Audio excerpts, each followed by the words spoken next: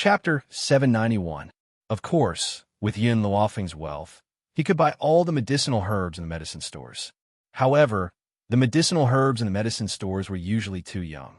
The value of the medicinal herbs grown from these herbs could not compare to those that were a few hundred years old. However, few people would sell medicinal herbs that were a few hundred years old. Even in a medicinal herb shop, there are only a few stocks of treasures. There aren't any large-scale auctions, but my godfather manages a medicine store in Kargalik. Not only can you buy and sell medicinal herbs in this store, but you can also exchange your medicinal herbs for medicinal herbs of the same value. Yin Luofeng's eyes lit up. That's a good idea. Brother Yi, bring me to the medicine store later. Okay. Yi Shimon nodded and said, since my sister has a request, as her big brother, I can't just ignore it. After dinner, I'll take you to the medicinal ingredients store immediately. The medicine store arrived at the trading center of Kargalik. This place was more luxurious than other places. There was an endless stream of people.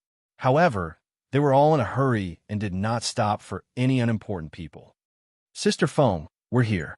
Yishima stopped and turned to look at Yin Luofeng and Yun Xiao. In front of him was a mighty and majestic trading firm.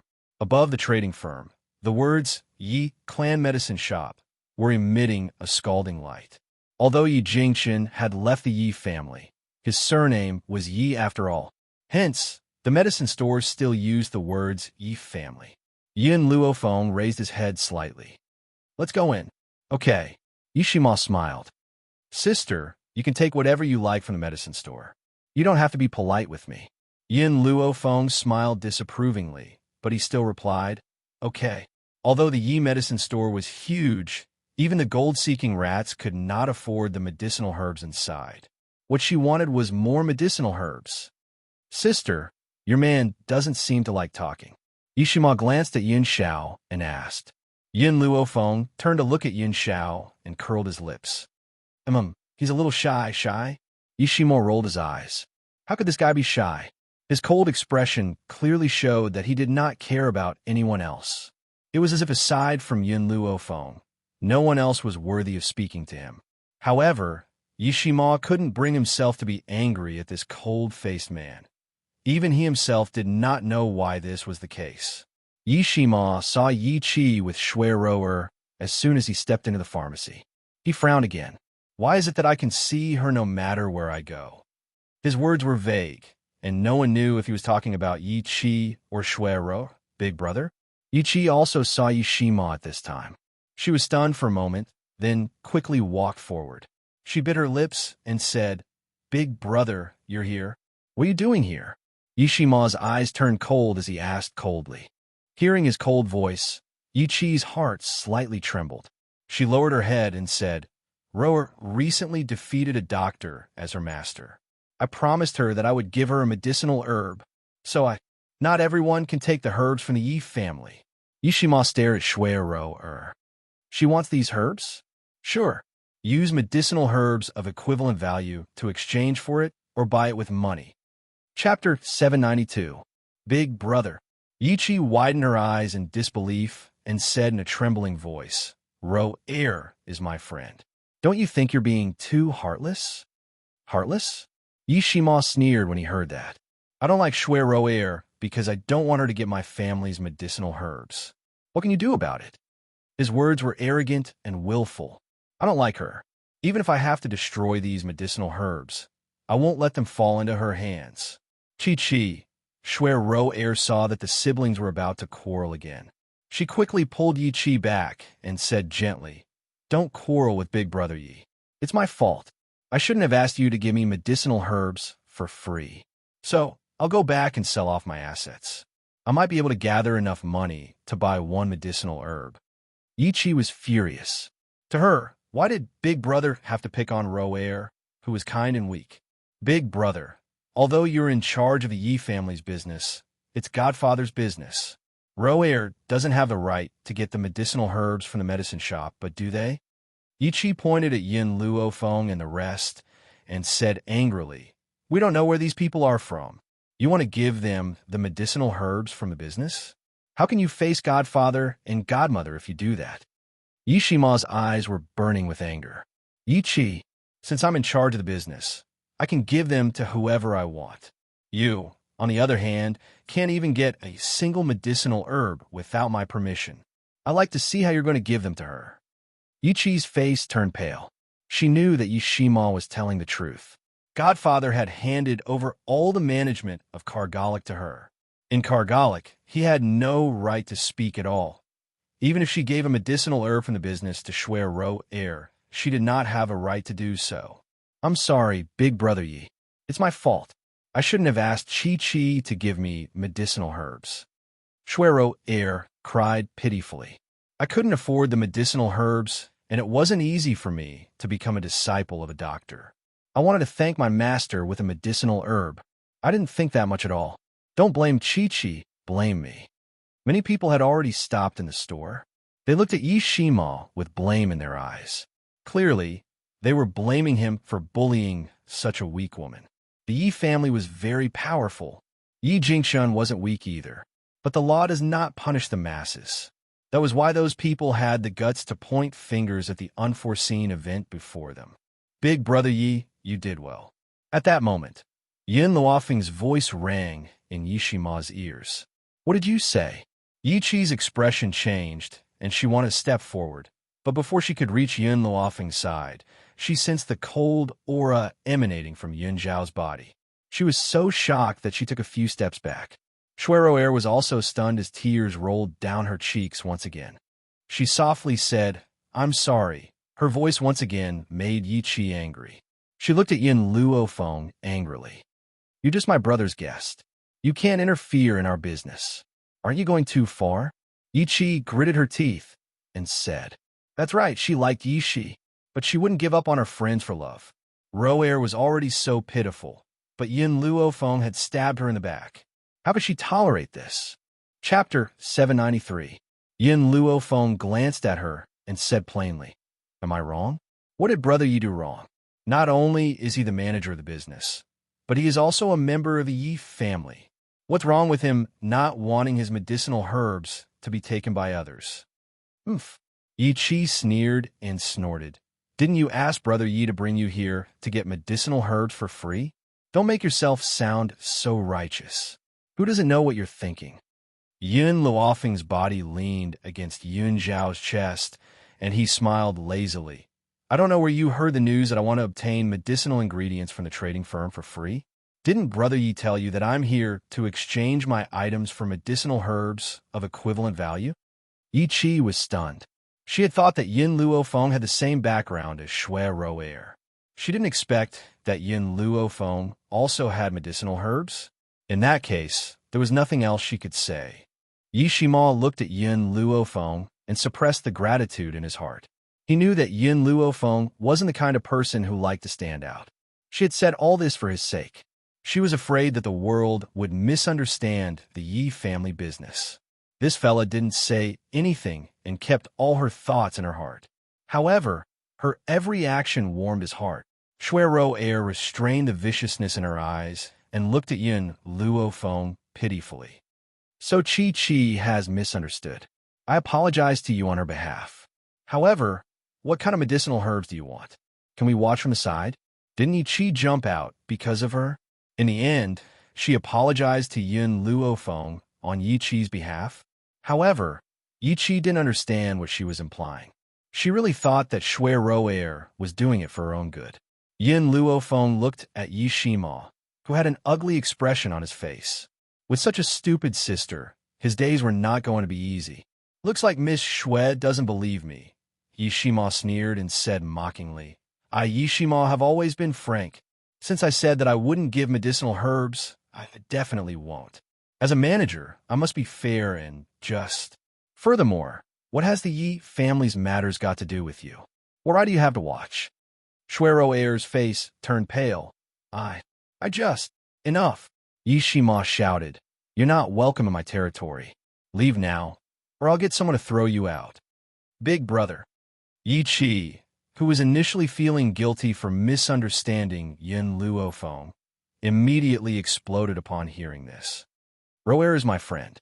I hope you won't always be rude to her. Since you don't want to see us, We'll beat you up immediately."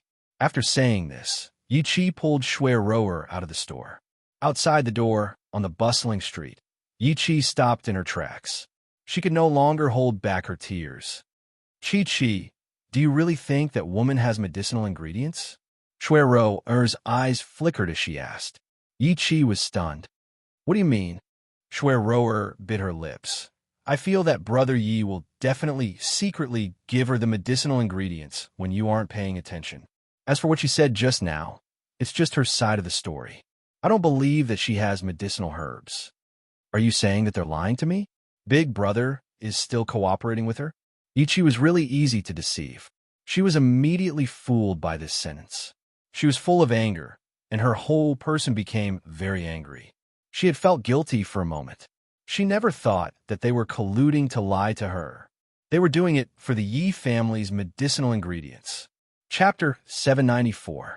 Chi, I feel that with them here, your Yi residents will not have a peaceful day.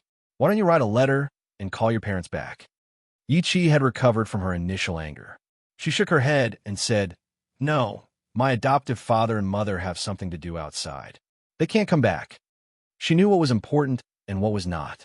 It was not worth it to send her godparents back to Kargalik for such a small matter. Chi, do you know where your parents are?" Shui Rower blinked and asked, "Why are you asking this?" Yi Chi furrowed her brows as she looked at Shui Rower. Shui Rower smiled gently. "Aren't they looking for someone? I just want to ask for their exact location.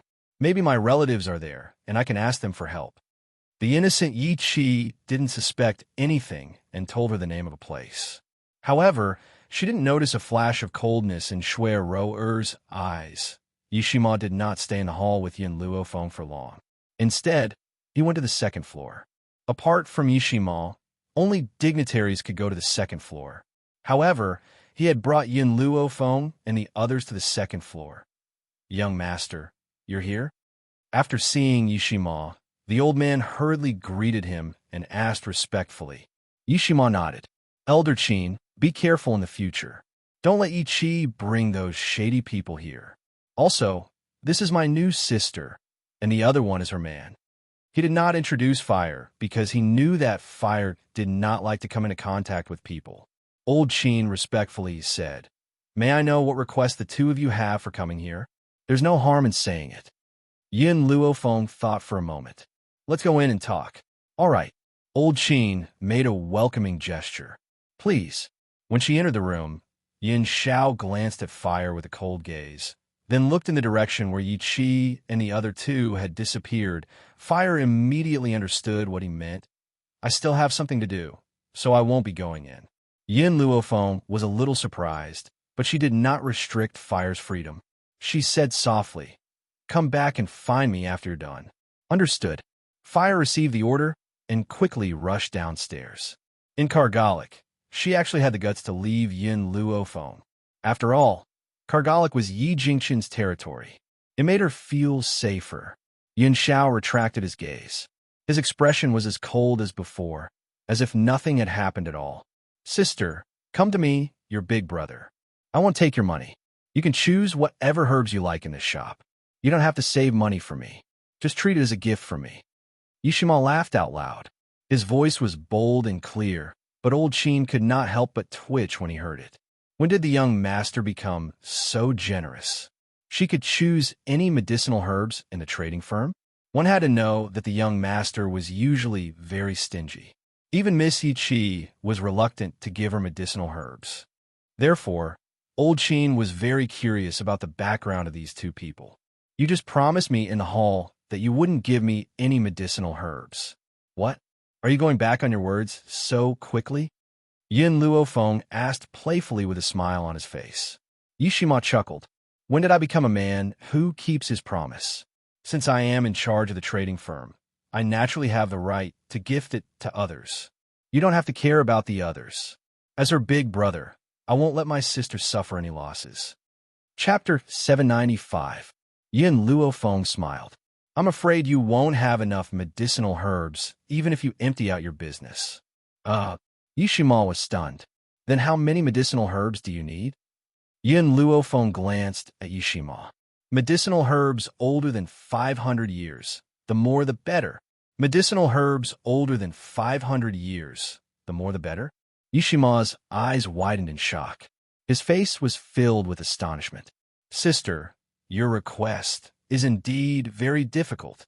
My business has a total of 10 medicinal herbs older than 500 years and 3 1,000-year-old medicinal herbs. But you said the more the better. I don't know how many medicinal herbs you need. Yin Luofeng's fingers tapped the table lightly. A light flashed across her eyes. I have foundation elixir and spirit gathering elixir. How many medicinal herbs can I exchange for these two? Foundation elixir and spirit gathering elixir? Yishima and Old Qin were stunned. They could guess the effects of these two medicinal herbs just from their names. If these are not enough, I still have some spiritual herbs. These spiritual herbs can heal injuries and allow patients to recover in a short period of time. As the saying went, fortune comes from danger.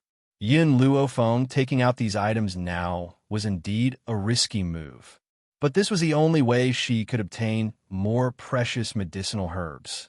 Using a spiritual herb cultivated from an ordinary medicinal herb to exchange for medicinal herbs older than 500 years, then planting those 500-year-old medicinal herbs in the divine grimoire space. She could use a very short period of time to increase the strength of the gold-seeking mice clan. Once the gold-seeking mice's strength was increased, they would become her greatest help. Old Qin suppressed his surging emotions. He took a deep breath and asked, Miss, what is your request? 500-year-old medicinal herbs can be exchanged for one of the 3 items listed above. If you have a 1,000-year-old medicinal herb, you can exchange for 2 or more items. All right. Old Qin immediately stood up. Miss, place the spiritual liquid and medicinal herbs in our business. We will exchange for them for you. At the same time, we will keep your identity a secret. Once these items were made public, it would definitely cause a commotion. That was why he said this. Even if Old Qin did not say this, Yin Luofeng would have made this request. But, may I ask you, where did you get these items from? Yin Luofeng looked at Old Qin, who was standing in front of him, and smiled. Where do you think I can get these items? I'm just running errands for someone else. It's not convenient for that person to come out, so I'll come in his place. Yin Luofeng had put in a lot of thought into this sentence. She was still worried about Old Man Qin. Therefore, she had brought up a groundless person. In this way, if others wanted to kill her and steal her belongings, they would have to consider whether there was really a strong person behind her. Sure enough, hearing Yin Luofeng's words, Old Qin believed it. So that's how it is. I'd like to meet this world-renowned expert who could concoct the spirit-gathering liquid and the foundation-building liquid. Unfortunately, with my status, I can't meet this expert. I'll leave the medicinal liquid and herbs behind. If the items are sold successfully, send those herbs to the Yi residence. I'll be staying here for a while. With that, Yin Luofeng took out a pile of bottles and jars from his spatial ring, as well as the lifelike grass. Chapter 796. Yishima was still in a daze as he walked out of the trading firm. He did not expect Yin Luofeng to have such a precious item in his hands. If these items were sold by the Yi family trading firm, it would not be long before the Yi family trading firm's name shook the entire continent. Sister, thank you. Yishima finally recovered from his shock. He turned to Yin Luofeng and said, With the treasures you've taken out, the Yi family trading firm's profits will increase by a generation. Yin Luofeng smiled. We're just taking what we need. Ha!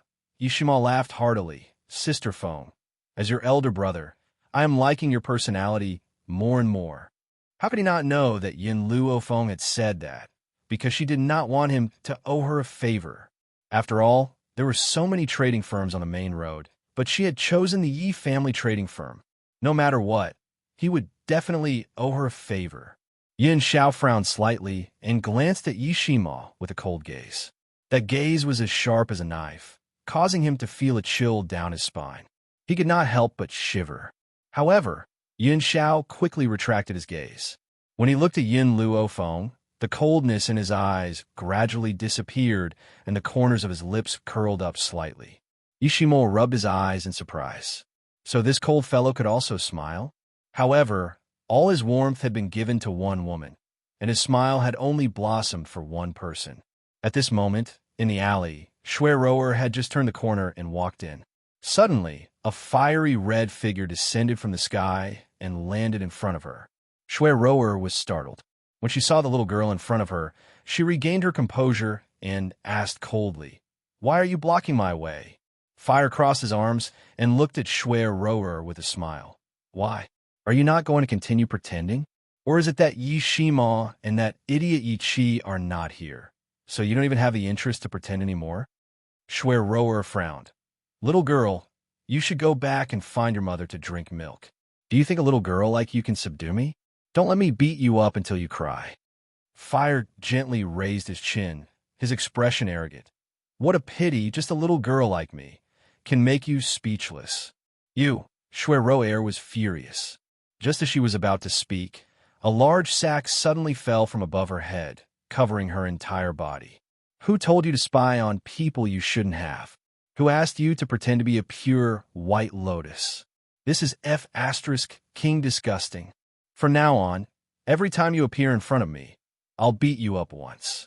I'll beat you up until you don't dare to show your face anymore." Fire punched and kicked Schwerower, who was on the ground. Her small fists were very powerful, and her eyes were faintly filled with anger. "Schwerower, don't think that idiot Yi Chi can protect you. If you dare to cause trouble for my master, for my sister again, I will burn your entire family down." She had wanted to call him master, but she remembered Yin Luofeng's instructions and changed her mind. After beating up Schwerower again, Fire clapped his hands and left this secluded alley in a carefree and unrestrained manner. After a long while, the woman in the sack finally broke free. Her face was swollen and bruised, and she was beaten beyond recognition. She stared hatefully at the direction Fire left in and gritted her teeth. "Just you wait. I will definitely not let you off easy. When Yi Jingchen and Jun Fengling return, it will be the time of your death." Chapter 797. Jun Fengling was very fond of her godson, Yi Shima. If she knew that her godson was seduced by a woman who approached Yi Shima for the Yi family's wealth, based on Jun Fengling's protective personality, she would never let them go. In a bustling restaurant, the woman in red sat by the window. She looked worried and frowned in silence. In front of her sat a handsome man dressed in embroidered robes. He looked at the red-dressed female lead tenderly and comforted her. "Jun, don't worry. Since we already have Feng, and Xiao Er's portraits, we'll be able to find them very soon." "I hope so." The woman in red sighed softly and said with a bitter smile, "If I knew that they were the two people we met in the forest of no return, I wouldn't have let them go. Who would have thought that they were using fake names and missed this meeting?" The woman in red did not blame them when she said that. After all, it was their first time in the land of no return, and it was right to be cautious. She was just blaming herself for not asking more. Otherwise, they would not have missed the meeting. At that moment, a discussion was heard in the restaurant, interrupting Jun Fengling's thoughts. "Did you guys hear something? I heard that something happened in Kargalik." "Something happened in Kargalik?" Jun Fengling was stunned for a moment.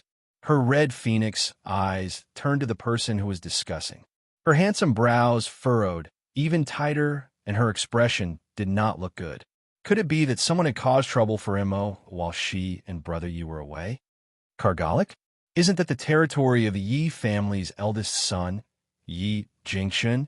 Although Yi Jingchen was expelled from the Yi family, he still has the surname Yi. Who would have the guts to cause trouble for them? A drinking buddy at the same table looked curiously at the person who had just exposed the news and asked in confusion, "You don't know about this." The informant laughed. "Indeed, no one would dare to cause trouble in Kargalik. However, don't forget that Kargalik has a young and vigorous Sir Yi Shima. My niece is from Kargalik. She told me personally that Yi Shima was seduced by a woman, and that woman wanted to empty the Yi family's business." Hearing this, the surrounding people were all astonished. "Is this news true?" "It's absolutely true. I think the woman's surname is Feng, and she has a little girl in red with her. These two girls are quite ambitious. For the sake of Kargalik's wealth, they didn't hesitate to seduce Mr. Yishima. TSK. The most despicable person is truly invincible. How could young Master Yi fall for such a slut? Since your niece is in Kargalik, what other gossip could she have? This. The man was silent for a while, then said helplessly, my niece also told me that the woman who seduced Mr. Yi also drove a wedge between Mr. Yi and Miss Yi-Chi. She even said that she wanted to enter the Yi family no matter what.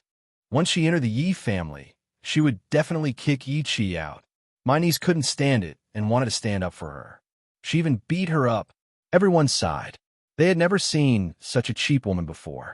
Who does she think she is? Even if Miss Yi-Chi was Yi Jingxin's adopted daughter, she was still a member of the Yi family. How could she be so shameless as to kick her out? Wasn't she overestimating herself? Chapter 798. Jun Fengling's face changed when she heard their voices. Seems like Kargalik has undergone a huge change while we were away. Yi Jingchan was silent for a moment before he asked, do you believe these rumors? Jun Fengling shook her head. I believe MOR. It's not that easy for others to take advantage of him. Otherwise, we wouldn't be at ease to hand over these businesses to him. Yi Jingchen laughed. His woman was naturally intelligent. How could she be deceived by these rumors? However, Jun Fengling slowly stood up and scoffed. I still have to go back to Kargalik. I want to know who dares to spread rumors about the Yi family. Yi Jingchen's lips curled into a gentle smile. Let's go back to the Yi family first and settle this matter before we continue to look for Xiao. Jun Fengling was more protective of her own. Moreover, Yin Xiao had not been by her side all these years. It was always Mo who accompanied her. She had long regarded Mo as her own son. Therefore, she would not allow any rumors to hurt him. Kargalik. Ever since Yun Luofeng entrusted the elixir and other items to the Yi family business, it immediately caused an earthquake in Kargalik. In this mainland that lacked elixirs, one could only imagine the efficacy of those elixirs. As a result, the entire Yi family business was overcrowded. From morning till night, there was not a single empty space. In the past, when people met, the first thing they asked was, have you eaten today? Now, it had become, have you gone to the Yi family business today? Originally, the elixir and other items only caused a stir in Kargalik. Not long after, experts from other places also arrived, causing the supply of those items to fall short of the demand. Therefore, Old Qin had no choice but to increase the exchange requirement. That was how the Yi family business temporarily did not fall into chaos, Yi residence. In an exquisite boudoir, Yi Chi sat in front of her dressing table in a daze. Suddenly, the door was pushed open. She was overjoyed and turned around. Big brother, you're finally... Rower, why is it you? When she saw the woman who appeared at the door, Yi Chi was stunned for a moment, and her face became dejected again. It had already been so many days, but Big Brother still didn't pay attention to her. Could it be that he would never look at her again in this lifetime? Thinking of this, Yi Chi's heart ached. She said dejectedly, I thought Big Brother was looking for me. I didn't expect it to be you. Shui Rower walked over to Yi Chi with a gentle smile in her eyes. Chi, something happened these past few days, causing me to be unable to find you. Are you angry at me? Yi Chi shook her head and looked at Shui Rower. However, she was stunned when she saw the scars on Shui Rower's face. Rower, what's going on? How did you get hurt? Shui Rower's eyes darkened. It's a long story. When I was talking to my master, the little girl beside Lady Feng accidentally hurt us. She came out and beat me up. She even warned me to stay away from the Yi residence. She also said that she would beat me up every time she saw me. So, I can only come to find you after she leaves the Yi residence. What? Yi Chi flew into a rage and immediately jumped up. Her face was filled with anger. That stupid girl. How dare she be so arrogant? Rower, why didn't you fight back? From Yi Chi's point of view, Fire was just a little girl. She was definitely no match for Shui Rower. Chapter 799. Shui Rower was injured because she did not fight with her. Hearing this, Shui Rower's face was filled with helplessness. No matter what, she is still a child. As the saying goes, it is the fault of the father if the child is not taught well. She is mischievous and willful because her parents did not teach her well. It is not her fault. How can I fight with a child? Her words were very gentle. It was hard to imagine that there was a sinister heart hidden under her gentle face. Yi Chi became even more furious and immediately wanted to find trouble with fire. She is too lawless. If I do not teach her a lesson, she might still treat the Yi family as her own home. Chi, Shui Rower hurriedly pulled Yi Chi back. She won't admit it even if you look for her. If that's the case, your relationship with Brother Yi will worsen. I don't want to see that happen. Compared to your happiness, what's the big deal if I suffer a little? Yi Chi stopped in her tracks and sighed heavily. In this life, to have a friend like Shui Rower who would consider everything for her, what regrets did she have? She really did not know why Big Brother looked down on her. Chi, you can't blame her for this. She beat me up because of me. Shui Rower lowered her eyes and said in a gentle tone. Yi Chi frowned. What do you mean? She was clearly too arrogant. So why do you still want to take all the blame? Chi. Shui Rower bit her thin lips and her eyes were slightly misty. I was being a busybody. Because my master is very skilled in medicine, I asked her if she could cure your mother's infertility. My master said that if she gave him a bottle of spirit-gathering liquid, he would diagnose Madame Yi for free. Yi Chi was dumbfounded like a thunderclap at her head. She was overwhelmed with a strong sense of surprise. When she came back to her senses, she placed her hands on Shui Rower's shoulders excitedly, and her voice trembled slightly. Are you saying that your master can cure my adoptive mother's body? Shui Rower nodded affirmatively. As long as I give her a bottle of spirit-gathering liquid, he will diagnose her. Moreover, I am very confident in my master. Unfortunately, these words were heard by that little girl. She waited for my master to leave before coming out to find trouble with me. Yi Chi was confused, and her face was full of confusion. What does this have to do with that girl? Why did she hit you for this? Shui Rower lowered her head again. I didn't want to tell you about this, but I didn't want you to be kept in the dark. That girl wants the Yi residence's wealth and power.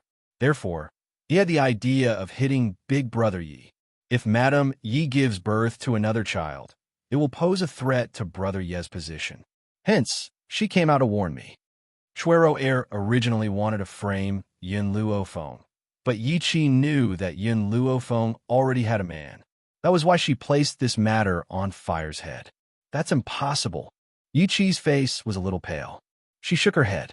That little girl is only 8 or 9 years old. How could an 8 or 9-year-old child, whose mind was not yet mature, have such a scheming mind? Furthermore, the age difference between her and Big Brother is too big. A sinister glint flashed across Shui Rower's eyes, but it disappeared in a flash. Chi, you must understand that Miss Feng's mind is not ordinary. Maybe she was the one who instructed this girl to seduce Big Brother Yi, and her target was the Yi family. Chapter 800. In Yi Chi's heart, Yi Shima was her sore spot. She would never allow anyone to set their eyes on him. Rower, go back and wait for me. I'll go look for Big Brother now, and tell him the truth. Even if she had to risk falling out with Yi Shima this time, she had to reveal the true colors of those people in front of him. Chi, it's useless. Shui Rower laughed bitterly. Big Brother Yi won't believe you. What you're doing is useless. What should I do then? Let those people lie to Big Brother? Yi Chi clenched her fists tightly. She looked a little anxious. Shui Rower's eyes flickered and she said in a deep voice, I have an idea. What is it? Yi Chi was stunned. She lifted her head to look at Shui Rower and asked anxiously, What idea do you have? Shui Rower smiled gently. My master will return to the Yi residence soon. As long as he can get his hands on the spirit-gathering liquid, he will treat your mother's condition. Once your mother has fully recovered, Big Brother Yi will definitely look at you in a different light. By then, he will believe whatever you say. Yi Chi clenched her fists tighter. Are you saying that we still have to let those people stay by Big Brother's side? This is the only way we can do it. Shui Rower's words made Yi Chi's body go limp. She knew that this was indeed the only option she had. Otherwise, based on Big Brother's attitude toward her, he would never believe her. Rower, when is your master coming? He left Kargalik a few days ago. Now, he's on his way. Schweroer smiled gently. No one could imagine that such a gentle and kind woman would have such a wild ambition. Now, whenever she thought of Yin Zhao's handsome and cold face, she would fall into a trance. She secretly made up her mind to get this man. Yi Qi did not have to wait for long before Yi Shimao and the rest returned. At the same time, Schweroer's master arrived at the Yi residence. When she heard the servant's report, she was elated and said hurriedly, "Roer, your master is here. I'll go with you to welcome him. By the way, how confident is your master in curing my adoptive parents?" Schweroer replied in a serious tone, "My mentor once treated a similar patient, and he even succeeded. So, even if he's not 100% confident, he's at least 80% confident." Roer, Yi Qi held Schweroer's hand and said gratefully, "If you succeed, you'll be our family's benefactor. I'll never forget your kindness." Schweroer lowered her head slightly, so Yi Qi didn't notice the gloomy look on her face. Her master had indeed treated the same illness, but it was not a success, but a failure. However, it was impossible for her to tell Yi Qi the truth. Otherwise, she wouldn't be able to trick Yi Qi into giving her the spirit-gathering liquid. As for the treatment after that, anyway, she didn't say that it would definitely succeed, did she? The spirit-gathering medicinal liquid was merely a consultation fee, not a treatment fee. When the time came, he could just come up with an excuse. Although Yi Jingshun and his wife were protective, they were also open-minded people. They definitely wouldn't punish them just because their master couldn't treat them. "Chi-Chi, let's go." Schweroer returned to her senses and lifted her head. She smiled at Yi Qi again and said, "For your sake, I won't let those people succeed. A good woman like Madam, you shouldn't be without a son." Yi Qi didn't think much of it. She nodded and walked out of the room with Schweroer. Chapter 801. Outside the door, the old man stood with his hands behind his back. He seemed to be a little impatient from waiting. His arrogant brows were slightly furrowed, and his expression did not look too good. A moment later, Yi Qi and Schweroer rushed over. When Yi Qi saw the old man outside the door, she suppressed her surging emotions and slowly walked up to him. The old man in front of her had a sage-like demeanor and the demeanor of a powerful cultivator. Yi Qi trusted him without a doubt. Even so, Yi Qi still asked, "Can you really cure my adoptive mother's illness?" The old man frowned slightly and said coldly, "It seems like you don't believe in my abilities. If you don't believe me, I can leave now and pretend that I've never been here. However, let me tell you, if Roer had not come to me and begged me, I wouldn't have saved her even if you offered me 1,000 bottles of spirit-gathering liquid, let alone a bottle of it." A capable doctor would naturally have his own pride. If this old man had been polite to her, she might have considered the truth of this matter. However, it was precisely because of this old man's arrogant attitude that she trusted him even more. "Senior, you've misunderstood. I was just speaking casually. I'm not doubting you. After all, I've never seen your name on the streets." Yi Qi smiled charmingly as she spoke politely. "Chi-Chi." Schweroer hurriedly tugged at Yi Qi's sleeve. Her eyes were filled with worry as she said, "My master hates it when people doubt his medical skills. It's best if you don't say anything." Indeed, Yi Qi's words had already caused the old man's face to sink, and he scoffed coldly. "How can people like you know my name? All these years, I've been living in seclusion in the mountains and have had no interest in the rich and powerful. If it wasn't for Roer's medical talent, I wouldn't have accepted her as my disciple." The old man's face was cold and stern, and his tone was filled with righteousness. The powerful aura that he exuded from the inside made Yi Qi's heart finally relax. "Senior, don't worry. As long as you save my adoptive mother, the Yi family will agree to any conditions you have." Yi Qi curled her lips slightly. Her adoptive mother's inability to give birth had been a sore point for many years. Furthermore, if not for that, his adoptive parents would not have been expelled from the Yi family. As long as his adoptive mother had a child, the Yi family would once again accept their family. The old man looked at Yi Qi arrogantly. "Give me a bottle of spiritual medicine. I can diagnose Madame Ye's illness immediately. Yi Qi was delighted. The Yi family's business is managed by my elder brother, and he has all the spirit-gathering elixir. Senior, please follow me. I'll take you to see my elder brother. This time, if she really helped her godmother, Big Brother would definitely look at her in a different light. Yi Qi turned around and walked into the courtyard with Shui Rower and the old man following behind her. However, when they reached the courtyard, a fiery red figure suddenly descended from the sky and blocked their way. Shuiro, have you forgotten the warning I gave you? Who allowed you to come to this place? Fire placed his hands on his hips and glared at him. Her jade-like face was filled with anger. Her bright red dress swayed in the breeze, as if it was dyed with blood. It was so red that it was dazzling to the eyes. Shuiroer's small face turned pale, and she subconsciously hid behind Yi Qi as she looked at Fire timidly. Stupid girl, this is my house. How dare you be so impudent in my house? How did your parents educate you? Chapter 802.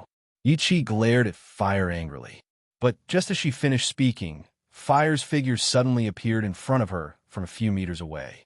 With a pa sound, he slapped her face. How my parents educated me has nothing to do with you. But right now, I will teach you a lesson on behalf of Yi Jingshun. Fire slightly raised his chin and said sarcastically. Yi Qi was stunned.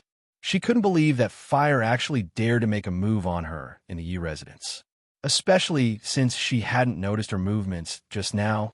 How can you hit someone? Shui Rower's voice was very weak, without the slightest bit of deterrence. Her eyes were filled with a pitiful light, making people want to love her. I know that Miss Feng misunderstands me and thinks that I want to steal her man, but I really don't have any thoughts about that man. Why do you keep trying to cause trouble for me? At the end of her sentence, Shui Rower's voice was filled with grief and indignation. If someone who didn't know the truth heard this, they would think that she had been wronged. Obviously, the old man was the one who didn't know. He sneered, his lips curling into a mocking smile. I really don't know how outstanding that man is, to the point that his woman thinks that my disciple wants to steal him away. Does she really think that her man is loved by everyone and that everyone will like him? I believe that with my disciple's eyes, she can't even compare to that man. Fire glanced at the old man, as if she was looking at an idiot. Of course my sister's man is outstanding. Otherwise, your disciple wouldn't have peeked at him. Unfortunately, someone like your disciple is not even comparable to a 10,000th of my sister. Even if my brother-in-law were blind, he would still look down on her. Shui Rower's eyes darkened. She did not think that she could not compare to Yin Luo Feng. It was only because Yun Xiao had met Yin Luo Feng first that she was unable to get involved. If that man had met her first, the person who would have obtained his infatuation would definitely have been her. Ha! The old man was so angry that he laughed. This old man has lived for so many years, but I have never seen such an arrogant person. Not only is my disciple talented and beautiful, her personality is also excellent. You actually said that she can't compare to that woman? What a joke. It's just that it doesn't like your brother-in-law. Otherwise, your brother-in-law would have already belonged to Rower. The old man glanced at Shui Rower, who was standing beside him, and his eyes were filled with pride. The man that my disciple has taken a fancy to will definitely be outstanding. Since she was not interested in him, it meant that the man was not good enough. Also, his voice paused for a moment before it suddenly became extremely sharp. Little girl, you are too rude. I want you to apologize to my disciple immediately. Otherwise, I will not treat Madame Yi. Yi Qi's heart suddenly trembled, and a hint of anxiety flashed across her eyes. Senior, I will definitely make her apologize to Rower.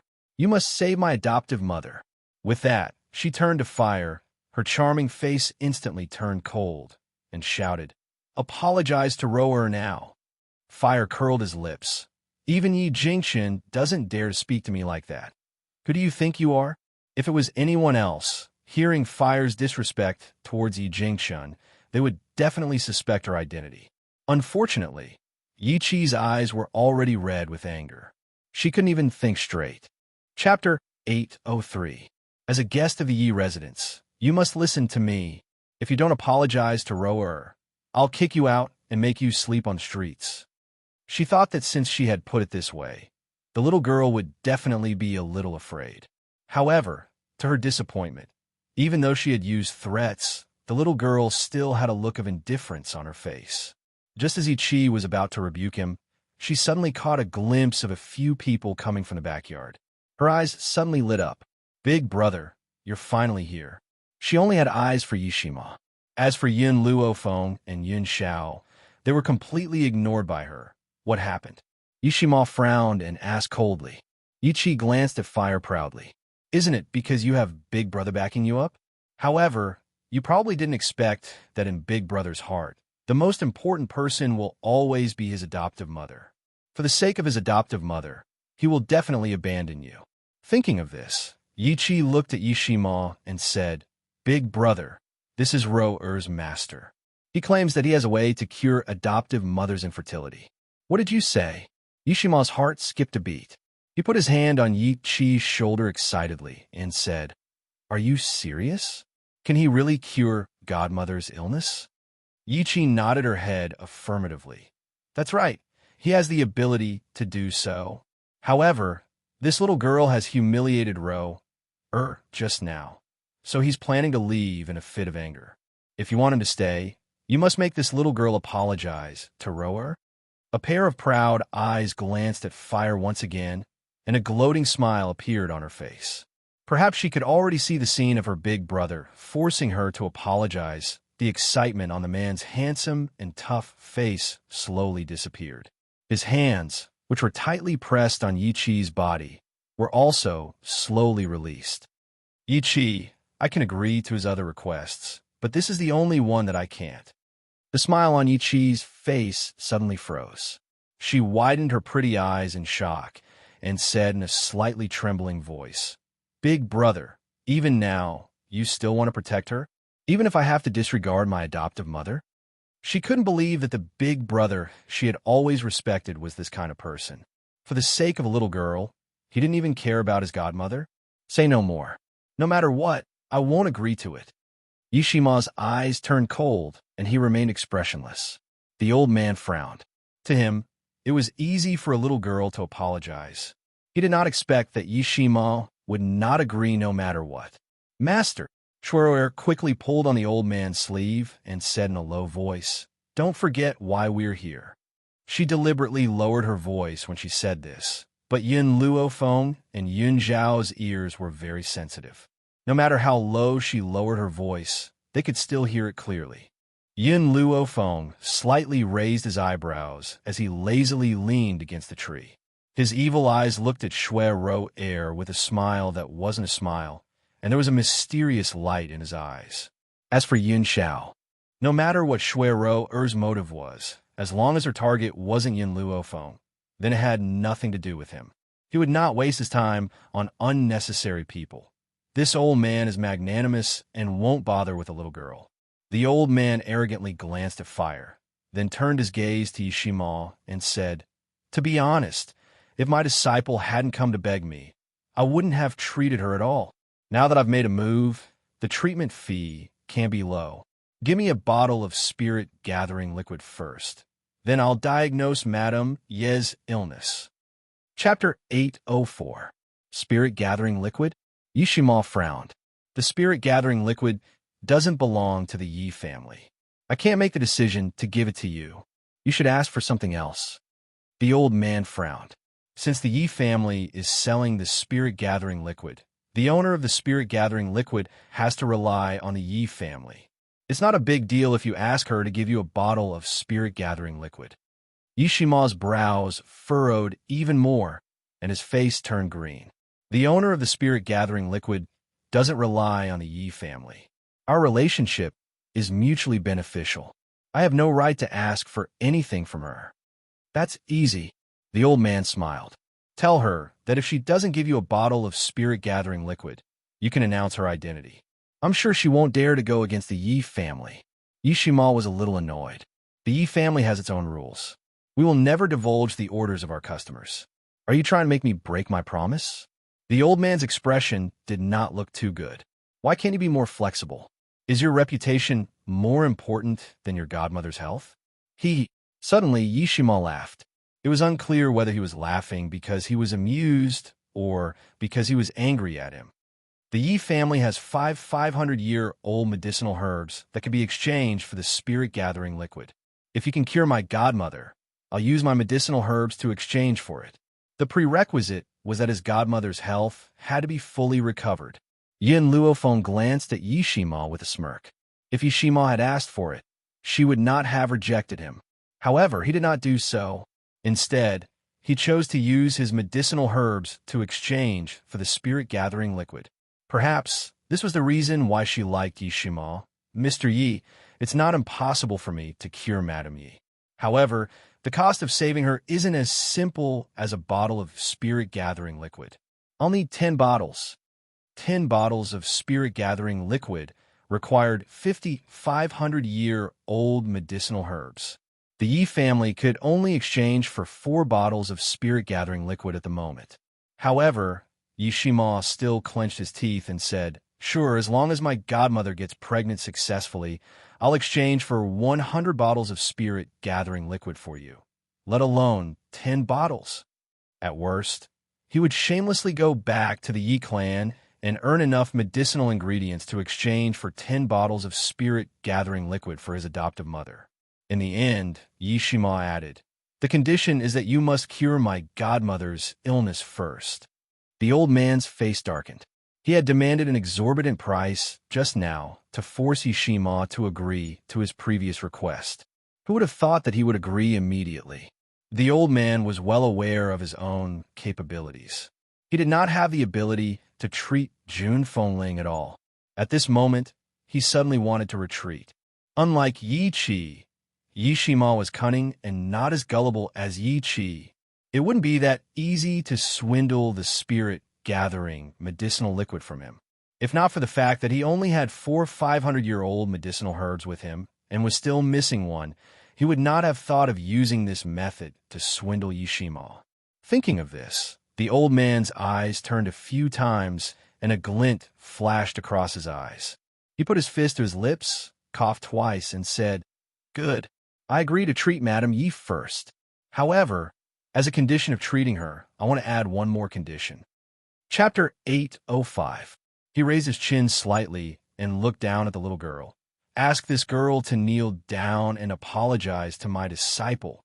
Since Yishima loved this little girl so much, he would definitely not agree to his conditions. In that case, he would be able to retreat with a good reason. Sure enough, Yishima's eyes darkened and he said coldly, "I told you, I will never agree to this request of yours." The old man raised the corner of his lips. "If you don't agree, then I can only forgive you. Goodbye. Rower, let's go." After saying that, he turned around and was about to leave. "Wait." Yi Qi stamped her feet anxiously. "Big brother, so what if you ask this girl to apologize? Is this girl more important to you than my adoptive mother?" Yishima's face turned cold. "Yi Qi, shut up. Why do you have to shut me up?" Yi Qi turned to fire angrily. "This little girl is so young, but her methods are very clever. Of course, I believe that someone must have instructed her to do this. Otherwise, she wouldn't have seduced you like this." Yishima was stunned. He did not expect Yi Qi to think that he and fire were crooked. "Yi Qi, what nonsense are you talking about?" He frowned slightly. "Fire, this girl has a special identity. If you want to be rude to her, in the end, don't blame me for not warning you." Yi Qi saw that Yishima was protecting fire, and she felt sour in her heart. Her identity is quite special. She is the future mistress of a Yi family. "Big brother, I was wrong about you. I didn't expect you to be a pedophile." Yi Qi. Yishima was furious. "Who said that to you?" Yi Qi laughed mockingly. "Why? Did I hit the nail on the head? I'm just reminding you as a sister that this little girl is not a good person. She got close to you for the sake of the entire Kargalic. That's why she destroyed everything and didn't allow you to diagnose her body. She was afraid that she would steal your position after having a baby, and you still believe in her so deeply." Yi Qi's voice unconsciously rose, and she looked very angry. But what about you? Are you worthy of your adoptive parents by doing this? Yishima clenched his fists tightly. He took a deep breath to suppress his urge to beat Yi Chi up. Right at this moment, a burst of laughter suddenly came from outside the courtyard. It was exceptionally clear in this quiet courtyard. What did Mo do to me? Tell me about it. I'm also very curious as to how he let me and brother you down. Yi Chi's body trembled. She slowly turned around and looked at the man and woman who were striding down from the horse. Her eyes reddened and tears of grievance rolled down her cheeks. Godfather, godmother, you're finally back. Dressed in bright red clothes like a bright red flame, he hurriedly strode in from outside the courtyard. Yin Luofeng was startled. His evil eyes flashed as he murmured, "It's them?" Obviously, she still had a deep impression of the woman who had asked for their names in the forest of no return. However, she did not expect that she was Yishima's adoptive mother. Godmother. Yishima finally relaxed. Didn't you go to look for my brother? Why are you back so soon? Jun Fengling raised her eyebrows slightly. I heard that something happened in Kargalik, so I rushed back with your godfather. Mo, can you tell me what happened? Then, she glanced at Yin Luofeng. The moment she saw the two of them, she was stunned. Chapter 806. Godmother, here's what happened. Yishima looked at Yi Chi and said, Shuero fell in love with Miss Feng's man and deliberately asked Yi Chi to target Miss Feng. She even claimed that Miss Feng instructed fire to seduce me. Then, you and Godfather came back, Miss Feng? Jun Fengling had not recovered from her shock when she heard Yishima's words. Her eyes flashed with surprise. Godmother, let me introduce two people to you. Yishima smiled.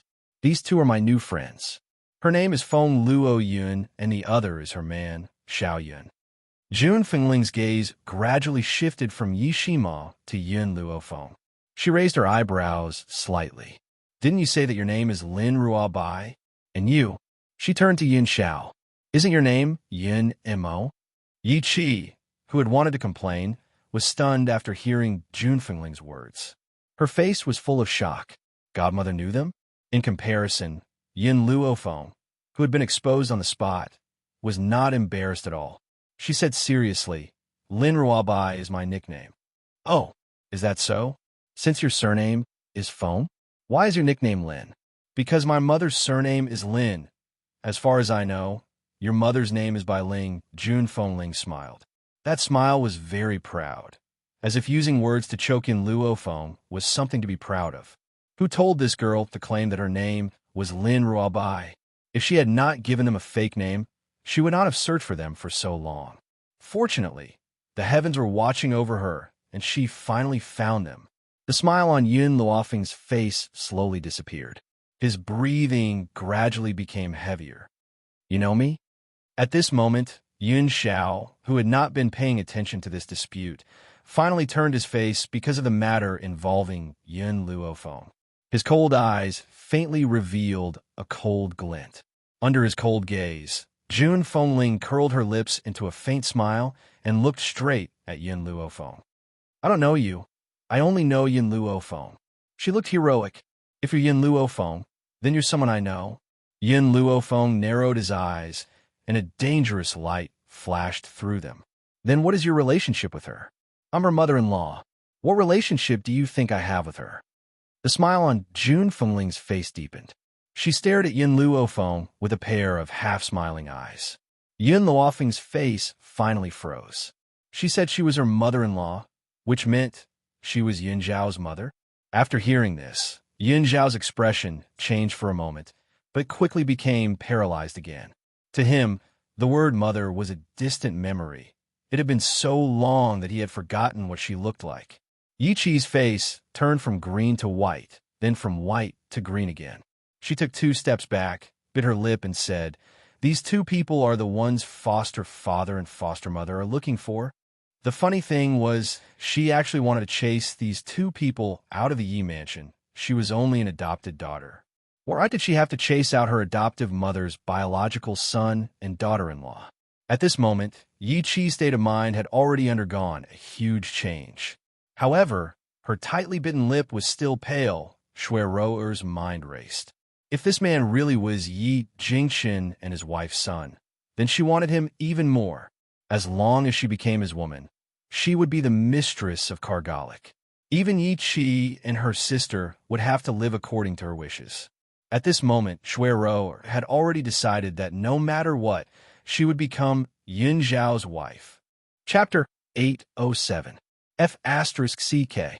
At this moment, Yi Shima, who was already dumbfounded, suddenly cursed. Isn't Feng Luo Yun Yun Yin Luo Feng? Xiao Yin Yun is Yun Xiao. I didn't realize this at first. Sister, you've lied to me. At this moment, he finally understood why he had such a good impression of these two people he had never met before. So, Yin Xiao was his brother. Yi Jingchen was not overwhelmed by the joy of the family reunion. He turned to Yi Shima and asked, "Can you repeat what happened just now?" "Godfather, in short, these people slandered Fire for seducing me under sister-in-law's orders. They even forced Fire to apologize to Shui Ruo'er. I didn't agree, which caused this dispute." Yi Jingchen's face gradually darkened, and his gaze gradually fell on Yi Qi. Seeing the man's fierce gaze, Yi Qi's heart trembled. "Godfather, is what your brother said true?"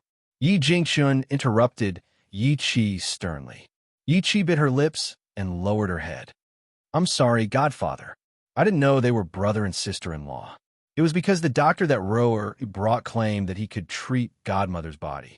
However, because of Fire's rude words, Senior was unwilling to treat Godmother. I wanted Godmother to be pregnant, so I asked Fire to apologize to Ruo'er." At this moment, the old man saw that the situation was not good and wanted to sneak away. However, before he could take a step forward, Yi Qi had already led the topic to him. Instantly, his expression changed. Yi Jingchen slightly raised his eyebrows. His sharp gaze shot toward the old man like a knife, and said coldly, "If you want Fire to apologize to Shui Ruo'er, then I want to see if you have the ability to do so." Yi Qi's eyes widened in shock. Didn't Godfather love his godmother like a treasure? She thought that after she said such words, her godfather would definitely think about her godmother's health first. She didn't expect him to be the same as her brother and protect this little girl without caring about anything. Where did this girl come from? Why were they so protective of her? The old man's expression turned cold. "If that's the case, then pretend that I was never here. Roa, let's go." He turned around and was about to leave the Yi residence. However, just as he took a step forward, a heroic laughter suddenly rang out from behind him. "Did you just say that you can heal my body?" Jun Fengling raised her lips slightly and walked slowly to Yi Jingchen's side. She raised her eyebrows and sneered. Yi Qi was overjoyed. Her anxious heart was finally at ease. As long as Godmother wanted to treat him, based on her authority in Kargalik, Godfather would definitely not say anything against her. That's right. The old man gritted his teeth. Even now, he still claimed that he could cure Jun Fengling's illness. He would never admit that he was here to deceive others. Jun Fengling raised his handsome eyebrows. "Back then, Brother Yi searched everywhere for me and said that he couldn't cure my illness. Now, you claim that you can cure me. So I just want to ask, what is your name on the mainland?" "You don't deserve my name." The old man raised his head pretentiously. He was about to say that Jun Fengling did not deserve to know, but he was interrupted by Yi Qi. "Mother, his name is Wu Lin. These years, he has been living in seclusion in the mountains. This is why his name isn't as famous as the other doctors." Chapter 808 In an instant, the old man's expression changed, and he glared at Yi Qi fiercely. Shui Ruo'er's expression did not look too good either. If she had known earlier, she would not have told this idiot her master's name. This idiot really couldn't do anything right, but he was good at spoiling things. "Wu Lin," Jun Fengling laughed. "Why have I never heard of such a name in the mainland? May I know who your master is?" The old man's face was ashen. He clenched his fists tightly as cold sweat dripped down his back. "You've never heard of me. I can only say that you're too ignorant. I dare say that my medical skills are not the best in the world, but I'm definitely second. Is that so?" The smile in Jun Fengling's eyes deepened. She slowly walked towards the old man and raised her eyebrows. "Say, Then treat me now. I want to see how good you are. The old man gritted his teeth. I won't take back what I said. If that girl doesn't apologize, I won't do anything. What? Just as the old man finished speaking, an ice-cold longsword was suddenly pressed against his neck, causing his body to suddenly stiffen. He looked up blankly and saw the woman's valiant and formidable demeanor. She was dressed in red, like the wind and fire, domineering and enchanting. Either you treat me, or you choose to die. There's no way fire can apologize. The old man was completely dumbfounded. On the mainland, doctors had a very respectable status. No matter how powerful a person was, he or she would have to be polite to a famous doctor. However, he did not expect that June Fengling, this vicious woman, would be so overbearing that she would threaten him with a sword. The old man swallowed hard, his heart trembling. How could he treat June Fengling's physical condition? Or do you not know how to treat it at all? June Fengling narrowed her eyes. You came here to cheat and cheat. The old man's eyelids twitched a few times. What nonsense are you talking about? You know very well whether I'm spouting nonsense or not. June Fengling exerted force with the sword in his hand, and a bloody gash appeared on his neck. You should know the price of coming to Kargalik to deceive people. Cold sweat trickled down the old man's forehead, and his face was pale. Under June Fengling's coercion, he could not hold it in and knelt on the ground with a thud. Madame, I was wrong. I shouldn't have come to the Yi residence to deceive you. I can't cure your illness at all. Please let me go. The old man kowtowed heavily. Compared to saving his life, he didn't care about any dignity. Nothing was more important than staying alive. Yi Chi was stunned. She stared in disbelief at the old man who was kneeling on the ground. Her pretty face was as pale as a sheet. Had she been deceived by this old thing? And because of this, the conflict between him and his eldest brother became deeper and deeper. At the thought of this, Yi Chi was filled with endless anger. He walked forward and kicked the old man's chest hard. Old bastard, how dare you lie to me? She even caused me to quarrel with eldest brother and misunderstood second brother and second sister-in-law. It's all your fault, you old thing. Yi Chi's little face was flushed with anger. She kicked harder and harder, wishing that she could stomp this old thing to death. Remember, it's not so easy to deceive the Yi residents. Besides, I, June Fengling, have always been vengeful. Therefore, I will spread the news of your actions today so that everyone in the world understands your virtue. Chapter 809. The old man's legs turned to jelly and he fell to the ground. His eyes were glazed over and he was overwhelmed with despair. June Fengling was a member of the Yi family after all. No one would doubt her words. If the world found out about his deceit, there would be no place for him on this mainland. Get out of here, June Fengling barked. The old man quickly got up from the ground and ran out of the house. He was afraid that June Fengling would take revenge on him if he stayed any longer. Shui Rower stared blankly in the direction where the old man had left. She had yet to recover from the sudden turn of events. Shui Rower, shouldn't you give me an explanation? Yi Chi shouted angrily. Shui Rower suddenly covered her face and cried when she heard Yi Chi's angry voice. I'm sorry, it's my fault. I trusted my master too much. He told me that he was 80% confident, so I believed him. I really didn't know that he was trying to cheat me of the spirit-gathering liquid. Tears flowed down from the gaps between her fingers. Her body trembled violently. She was very sad. Chi Chi, it's all my fault. I almost hurt your family. I'll never be able to see you again. Shui Rower was already crying so pitifully. How could Yi Chi bear to blame her? Moreover, she believed Shui Rower from the bottom of her heart. She thought that Shui Rower had only been deceived by the martial arts world. Rower, I shouldn't have blamed you just now. You're innocent too. This has nothing to do with you. Yi Chi's expression softened, and she comforted her softly. Yin Luofeng could not help but look at Yi Chi when he heard their words. He then looked at Yi Shima, and his lips curled into a smile. As expected, Yi Shima's face darkened when he saw that Yi Chi believed Shui Rower so easily. He scoffed coldly and turned to walk into the backyard. Miss Shui. June Fengling's eyes lit up, and she smiled at the woman who was crying. Emoer said that you like Xiao. Shui Rower panicked and quickly defended herself. Madam, I know that my status is low and my family is ordinary. I'm not worthy of Master Xiao. How would I dare to have any improper thoughts? She only claimed that her family background was ordinary, which was why she knew that she couldn't match up with Yin Xiao. However, she never denied whether or not she had taken a fancy to Yin Xiao. After all, in Shui Rower's heart, which mother didn't want her son to be loved by everyone? If she said that she didn't like Yin Xiao, would her mother Jun Fengling still be able to accept her in the future? Oh, Jun Fengling nodded slightly. Fortunately, you do know your place. You know that my Xiao is not someone you can imagine. Shui Rower's face instantly turned pale. She bit her lower lip and didn't make a sound. Yi Qi couldn't bear to see her like this, but she didn't dare to say anything in front of Jun Fengling. She could only look at Shui Rower apologetically. Madam, don't worry. Shui Rower raised her head and revealed a desolate smile. I really don't have any thoughts about young Master Xiao. Even if he has many concubines in the future, I won't be one of them. Even if she couldn't obtain Yun Xiao now, she would definitely make things difficult for Yun Luofeng.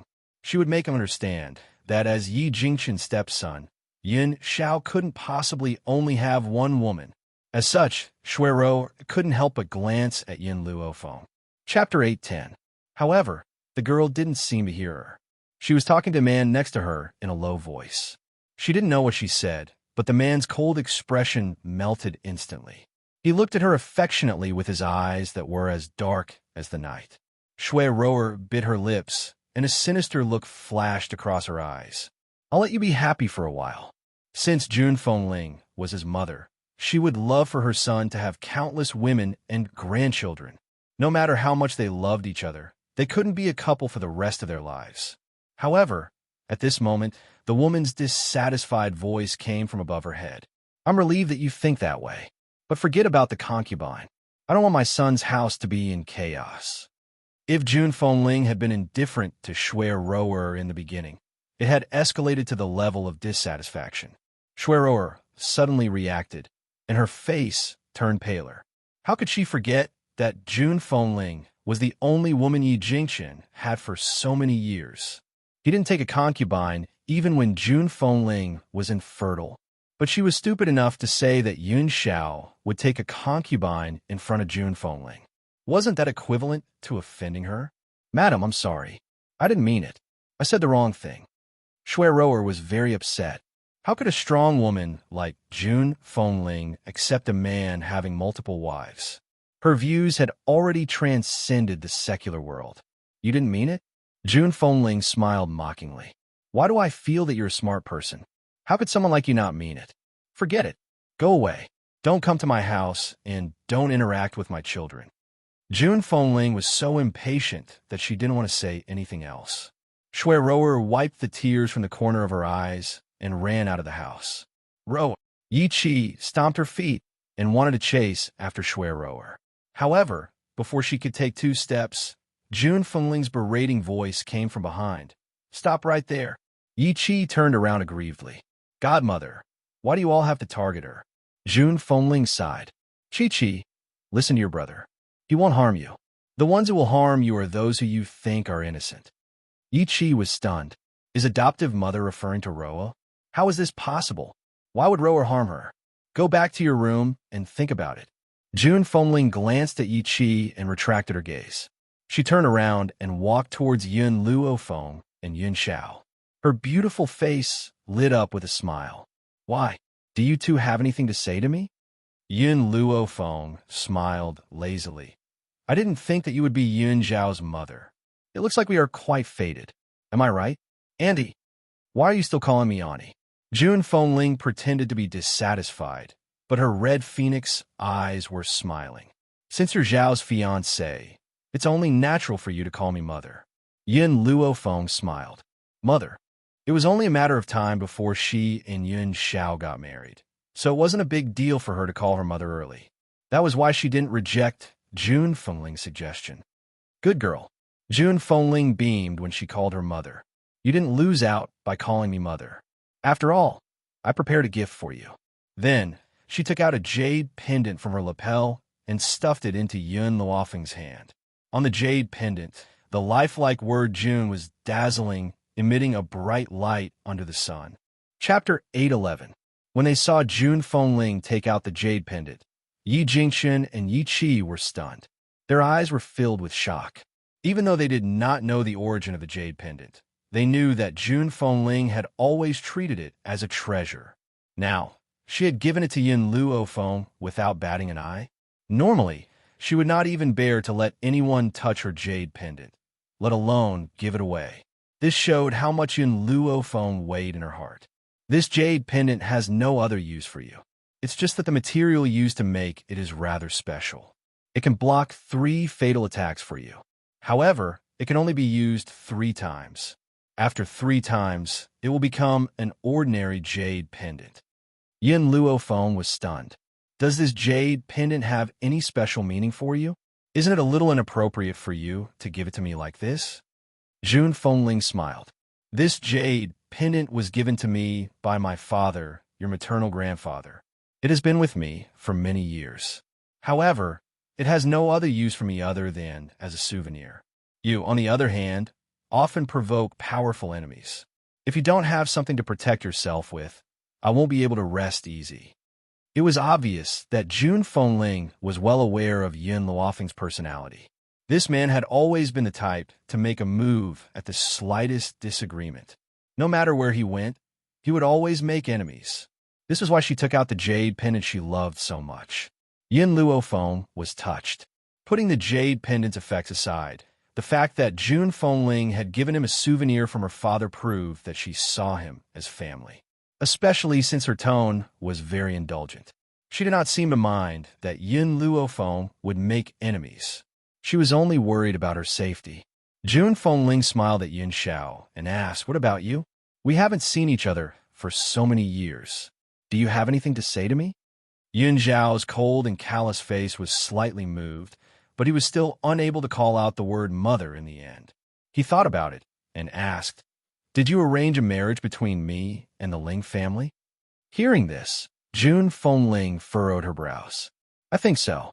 It's been so long, I almost forgot. Where's the token of love?" Yin Xiao's voice was low and hoarse. "I lost it." June Fengling curled her lips. "Lost it?" Yin Xiao's face instantly darkened. Just because she lost that token of love, he had to go through so much trouble just to cancel the engagement?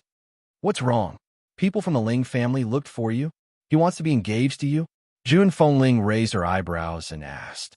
Even though Yi Jingchen had an acquaintance in the Roaring Dragon continent and had obtained information about Yin Xiao and Yin Luofeng from that acquaintance, Yi Jingchen did not know much about Yin Xiao and Yin Luofeng.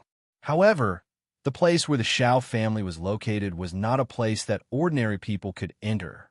Hence, June Fengling knew nothing about what happened in the Xiao family. They wanted to break off the engagement, and I agreed. Yin Xiao glanced at June Fengling indifferently. But they were certain that even though I agreed verbally, I was unwilling to break off the engagement. So I hid the token of love. What? Upon hearing this, June Fengling flew into a rage and said hatefully, "It's not enough for those people to expel you from the Xiao family. He actually came looking for you again and even said that my son was unwilling to break off the engagement with the little girl from the Ling family. Back then, your marriage was decided by those people from the Xiao family. I never thought that the little girl from the Ling family was worthy of you." Yin Zhao's low voice rang out again. "The people from the Xiao family also said that you had been taken away by a mysterious person. That mysterious person was from the Ye family?" Chapter 812. June Fengling was stunned and shook her head. "The people who took me away weren't from the Yi family. Brother Yi and I only met in the Forest of No Return." She turned her head and smiled at Yi Jingchen with her phoenix eyes filled with deep affection. "That year, the mysterious man left after taking me away. I even accidentally received news that the Xiao family's woman had thrown you into the Forest of No Return. So I went there to look for you. Who knew that not only did I not find you, but I was also seriously injured. It was Brother Yi who passed by and saved me and brought me back to the Yi family." June Fengling smiled. Her smile was beautiful, so beautiful that it was dazzling. "Xiao I haven't been by your side all these years, but I'm very clear about what happened between you and Fenger. I'm very honored to have such an outstanding son and daughter-in-law." She retracted her gaze and held Yin Luofeng and Yun Zhao's hands, then placed them together tightly. "I don't have any other wishes in this life. I just hope that the two of you can support each other for the rest of your lives." Yi Jingqian silently walked to Jun Fengling's side. The corners of his lips curled into a gentle smile. All these years, only he knew how much Jun Fengling had suffered. If it wasn't for the support of the news from the mainland, she might not have been able to hold on. "Since you've already given me a greeting gift, I've also prepared a gift for you." Yin Luofeng kept the jade pendant and took out 2 fruits from the space ring with a smile. She handed them to Jun Fengling and Yi Jingqian respectively. "These 2 fruits are my greeting gifts for you." Yi Qi was dumbfounded. Her adoptive mother had given her such a precious jade pendant as a greeting gift, but she had only given her 2 fruits to brush her off. How could she be so stingy? Jun Fengling did not mind. She accepted the fruits happily and said, "Isn't there a saying that favors are more important than gifts? The fruits given by my daughter-in-law will definitely be more fragrant than the ones outside." The fruits that Yin Luofeng had taken out were spirit fruits cultivated from the simple red fruit. However, due to some changes in appearance after cultivation, Jun Fengling could not recognize that it was the simple red fruit. She brought the fruit to her lips and took a gentle bite. Instantly, a fragrant juice flowed between her teeth, making her feel extremely comfortable. Boom! Suddenly, Jun Fengling's body trembled, and a powerful surge of spiritual energy burst out of her body, breaking through the bottleneck that was blocking her advancement. Above her head, the spiritual chi of heaven and earth was still lingering, as if announcing her successful advancement. What happened? Yi Shima hurriedly ran in from the backyard. The moment he walked in, he saw that his parents and sister were stunned on the spot. A look of confusion flashed across his face. But very quickly, he was also stunned. He looked at the spirit chi circling above Jun Fengling's head and asked blankly, "Godmother, you broke through?" Godmother had been stuck at the bottleneck for a few years and had not shown any signs of breaking through. Why did she suddenly break through now? Jun Fengling was the first to return to her senses. She clearly understood that she had been able to break through because of the fruit that Yin Luofeng had given her. A strange light could not help but appear in her eyes. "Fenger, can you tell me what's going on?" In an instant, everyone's gazes were focused on Yin Luofeng, waiting for her to give an answer. Chapter 813. Yin Luofeng shrugged. "Your luck is quite good. You just happen to be at a bottleneck, so you could use the spirit fruit to break through." Of course, there was another reason why Jun Fengling could break through. The reason for this was that a few days ago, she suddenly had the idea to water the bottle of holy water that she had obtained from Lin Ruobai's father on the aubergine tree. However, she still did not know what effect the spiritual fruit would have after being watered with holy water. So she took this opportunity to experiment. He did not expect the spiritual fruit to be more useful than before, as it could help venerable spiritualists break through. It was indeed beyond her expectations. Thinking of this, Yin Luofeng couldn't help but look towards Yin Xiao. "These things are useless to me." Yin Xiao saw through Yin Luofeng's thoughts and explained. The cultivation technique that he had learned was rather special. These items that borrowed external forces to break through were of no use to him. Yin Luofeng raised his eyebrows, but he was not disappointed at all. As long as he became a venerable spiritualist, he would be able to dual cultivate with Yin Xiao. At that time, both of their strengths would increase. "Sister-in-law, I didn't expect you to have such a good thing." Yi Shima looked at Yin Luofeng resentfully. "Why didn't you give me a greeting gift?" Yin Luofeng glanced at Yi Shima. "If you encounter a bottleneck when you break through to become a venerable spiritualist, I could sell you a fruit." The corners of Yi Shima's mouth twitched, and his eyes were filled with resentment. "Sister-in-law, you're biased. You're the one who gave them to my adoptive parents. Why should I have to spend money to buy them?" Yin Luofeng nodded in agreement. "I am indeed very biased, but there is nothing I can do about it. Who asked me to be biased? Yishima was so aggrieved that he was about to cry. His eyes were filled with resentment, as if he had been abandoned. Big brother Yin Luofeng did not know whether to laugh or cry. She patted Yishima's shoulder and smirked. Forget it. I won't tease you anymore. I'll give you one of these spirit fruits when you become a venerable spirit.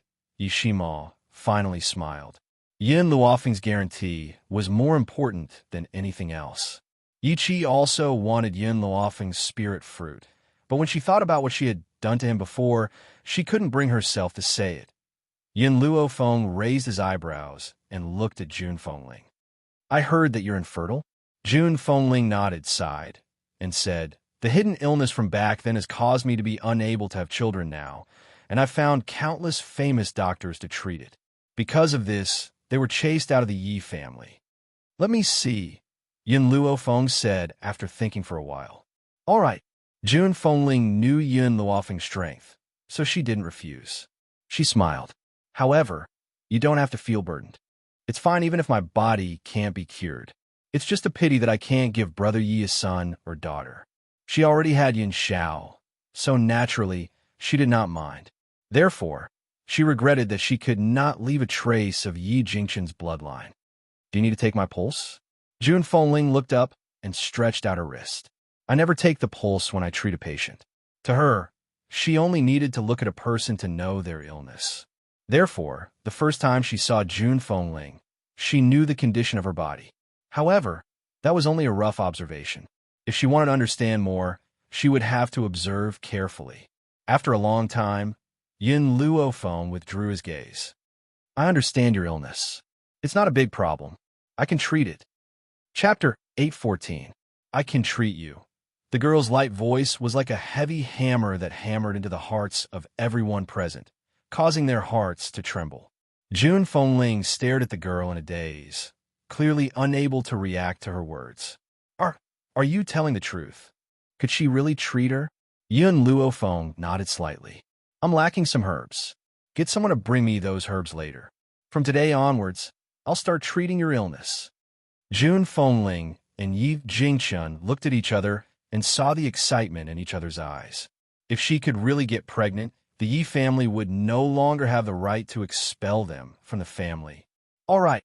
Yi Jingqian suppressed the excitement in his heart and said, give me the list of herbs you need. I'll send someone to get them right away. She had long heard of Yin Luofeng's medical skills. Hence, since she was certain that she could treat her, she believed that she definitely had the ability to do so. Brother Yi, I'll leave this matter to you. I still have a lot to discuss with Shower and Feng. Don't disturb us before dinner. She winked at Yi Jingqian before pulling Yin Luofeng's hand and walking towards the backyard. Yin Xiao naturally followed when she saw that Yin Luofeng was being pulled away. Yishimo retracted his gaze from Yin Luofeng and turned to look at the pale-faced Yi Qi. He frowned slightly and said, they're your brother and sister-in-law. You should be more polite to them in the future. Don't be used by others. Yi Qi was stunned. She lowered her head and muttered softly. Rower was also deceived. She's innocent. Even though she said it very softly, Yishimo still heard her. He laughed coldly and said, I don't care how much trust you have in Rower. I only know that they're relatives of my godfather and godmother. All these years, without them, the two of us wouldn't exist. No matter what, I won't let you do anything to hurt my brother and sister-in-law. At this point, he paused for a moment before continuing. If you were someone else, I wouldn't have said a word to you. I'm willing to say so much to you because you're my younger sister. I don't want our family to never have a peaceful day. He had never seen Yin Xiao before, but he knew how much hardship his younger brother had suffered outside. Now that he and his sister-in-law had finally returned, how could he allow someone to continue hurting them? Yi Qi raised her eyebrows. I don't like that Yin Luofeng. Who asked you to scold me for those people? But I like my adoptive father and adoptive mother. For the sake of my adoptive father and mother, I won't do anything to harm them.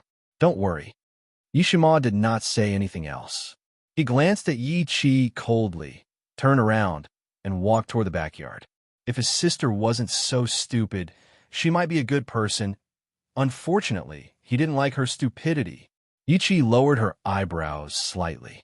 A look of struggle flashed across her eyes, but she finally chose to walk out of the Yi residence's main door. Yi had just walked into a tall and luxurious restaurant when she bumped into a woman in red. The woman's appearance was exceptionally beautiful, like a red peony, gorgeous and luxurious. Wait a minute. Seeing that Yi was about to pass by, the woman in red suddenly called out and stopped her. Chapter 8:15. You again? Yi frowned slightly and looked at the woman in red impatiently. She asked, "Why are you always pestering me?" This woman had been saying good things about Yun Xiao in front of her ever since she found her a few days ago. However, she already had Yi Shima in her heart. No matter how good other men were, she would not like them. Miss Yi, I don't have any bad intentions. I'm just telling you what I know. It's said that your second brother, who has been missing for a long time, is a good man who is infatuated with love. If you can get him, he will definitely be devoted to you. So, I just want to help you. Sorry, I'm not interested. Yi Qi's face darkened. Don't look for me if you don't have anything else to say. If my godparents hear what you said, they will definitely not let me go. Hearing this, Jinyu raised her eyebrows slightly. It's true that you have no interest in Yin Xiao, but I know who the person in your heart is. Yi Qi's body suddenly froze. She turned around with a cold look in her pretty eyes. What do you mean by that? Jinyu's face was cold and elegant. Don't you understand what I mean? Do you want me to say in public that the person you like is Yi Shima? However, I heard that Yin Luofeng and Yin Xiao have come here. Moreover, the person in your heart is protecting them and going against you. Don't you hate them? She successfully saw Yi Qi's expression change drastically. Then, she slowly approached her. So, we can cooperate, as long as you're willing. Enough! Yi Qi's body trembled slightly, and she shouted angrily, My godparents gave me my life. Do you want me to bite the hand that feeds me? So what if I hate them? I won't do anything to make my godmother sad. Jinyu was stunned. Just as she was about to continue to provoke Yi Qi, the delicate figure had already stepped into the second floor and disappeared from her sight. Looking at the direction in which Yi Qi had left, Jinyu's heart suddenly sank. A cold smile appeared on her gorgeous face. She turned around and wanted to walk out of the restaurant. However, at this moment, a delicate voice sounded from the side. Do you know Yin Luofeng? Jinyu raised her eyebrows. When she turned her eyes reflected a soft and beautiful face. The woman was dressed in white and pretentious. Even though there was a flash of hatred in her eyes, it was still easily captured by Jinyu. You are? Jinyu frowned and asked. Shui Rower clenched her fists tightly. I'm Yi Qi's friend, and I have a special relationship with the Yi family. You know Yin Luofeng? Jinyu raised the corner of her lips. She has a grudge against you. That's right. Our hatred is absolutely irreconcilable. Shui Rower purposely lowered her voice, and her eyes were filled with intense hatred. If someone didn't know what was going on, they would have thought that Shui Rower had dug up her ancestors' graves. Tell me about it. Jinyu was very interested. Yin Luofeng hadn't been in the Wuhui continent for long, and he had already made an enemy? Or an irreconcilable enemy? TSK. Looks like my master was right. A person like Yin Luofeng is a disaster. There was no one she hadn't provoked before. Shui Rower concealed the viciousness in her eyes. She stole my man? Isn't this an irreconcilable hatred? Jinyu was startled. Her lips curled into a sarcastic arc. Your man? Are you talking about Yin Xiao? Chapter 8:16. That's right. Shui Rower scoffed. I don't think I'm worse than Yin Luofeng. I'm just weaker because I met Yin Xiao later than her. But I really don't understand why Yun Zhao's mother thinks so highly of her and belittles me. As far as I know, Yin Luofeng came from the Longshao mainland, and his status is even lower than mine. Jinyu's face gradually turned cold. She didn't like to hear these words. What did she mean by she wasn't worse than Yin Luofeng? If Yin Luofeng was bad, why would her master try so hard to marry her? Did she mean that Yin Xiao had bad taste?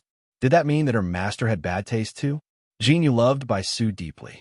How could she allow anyone to say bad things about her? Hence, anger surged in her heart, and she sneered. If you want to get Yin Xiao, there's a way. What way? Shui Rower's eyes lit up and she asked. A sinister look flashed across Jin Yu's eyes. I have a bottle of medicinal liquid here. You just need to spray it on your body, and the person you want to seduce will fall deeply in love with you. As soon as she finished speaking, Jin Yu took out a porcelain bottle from her lapel and handed it to Shui Rower. I originally wanted to give this medicinal liquid to Yi Qi. In the end, that girl didn't fall for my trick, so I can only give it to you. Shui Rower took the medicinal liquid hesitantly and asked, can this medicinal liquid really make Yin Xiao fall in love with me? She had always been vigilant. Who knew if this medicinal liquid was poisonous? That was why she asked such a question. Jin Yu sneered. Only one drop of the medicinal liquid can have such an effect. If you don't believe me, you can find someone else to try. This is all I can help you with. Hearing this, Shui Rower put away the medicinal liquid with ease. She looked up at Jin Yu and asked hesitantly, then why are you helping me? Jin Yu glanced at her. My master has taken a fancy to Yin Luofeng and naturally wants to separate them. Otherwise, why do you think I'm looking for Yi Qi? That's all I have to say. Whether you're willing to use this medicinal liquid or not is up to you. She was not as patient with Shui Rower as she was with Yi Qi. After saying what she needed to say, she left the restaurant without any hesitation. Not long after Jin Yu walked out of the restaurant, she turned into an alley. At this moment, a small figure fell from the sky and landed in front of her. Master. Jin Yu knelt on the ground, cupped her fists, and said respectfully. Standing in front of her was a little boy of a few years old. He looked very cute, but his face carried a demonic charm and coldness that did not match his age. A pair of black eyes flickered with a cold and gloomy light. Why did you do that? Bai Su slowly walked towards Jin Yu and gently raised her chin, looking down at the woman who was kneeling on the ground. Don't you know that Yun Xiao is immune to all poisons? Your charm has no effect on him. Jin Yu lowered her head. This subordinate knows, but that little girl is too presumptuous. She actually claimed that she was not worse than Yin Luofeng. If Yin Luofeng was really that bad, Master wouldn't want to marry her. This subordinate just doesn't like it when others question Master's judgment. This is why I made the decision on my own. Please forgive me, Master. In the beginning, Jin Yu did not acknowledge Yin Luofeng's excellence. However, she had witnessed his growth over the past year. If not for this, Master would not have wanted to rope her in. Chapter 817. Forget it. I can forgive you for this, but you can't make decisions on your own in the future. Bai Su raised her hand and helped Jin Yu up from the ground. Our plan to make use of the Yi family has been destroyed. Now, I can only recover from my injuries. Yes. Jin Yu raised her head and her expression returned to its usual coldness. In the private room of the restaurant, Yi Qi looked at the table full of dishes and had no appetite. She leaned against the back of the chair tiredly and lowered her head. At this moment, the door of the private room was opened. When she saw Shui Rower walking in, her eyes suddenly lit up. She stood up and said, Rower, you're here? Shui Rower smiled gently. Her picturesque eyebrows relaxed, and she walked towards Yi Qi. Qi, you must have waited for a long time, right? Sorry, I had something to attend to, so I'm late. It's okay. Yi Qi waved her hand generously. These dishes are a little cold. I'll get the waiter to heat them up later. By the way, Rower, where did you go just now? Why are there straws on you? Yi Qi raised her hand and brushed away the straw on Shui Rower's back. Her eyes were full of curiosity. At this moment, she did not see the fluster in Shui Rower's eyes when she brushed away the straw. I don't know where I got it from. Shui Rower calmed down and smiled. It's getting late. Let's eat first. You should go back after that. Otherwise, madam, you will definitely be angry. I don't want to destroy the harmony of your family because of me. Shui Rower lowered her head sadly. Her face was full of depression.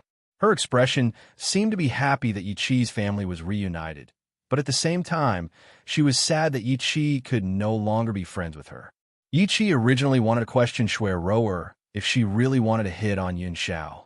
However, seeing her like this, she could not say anything. She opened her mouth to comfort Shui Rower. However, before she could say anything, a burly man broke through the door and said while panting, Rower, something happened to your family. What did you say? Shui Rower blinked in confusion and asked, "What happened to my family?" "Rower, your house has been burned down. Your sick mother has also been buried in the sea of fire." The burly man seemed to have used all his strength to say this sentence. Shui Rower's vision turned black, and her body fell backwards. "Roa." Ichi reacted quickly and held Shui Rower's body. Her voice was trembling. "How did this happen? Why would there be a fire in Rower's house for no reason?"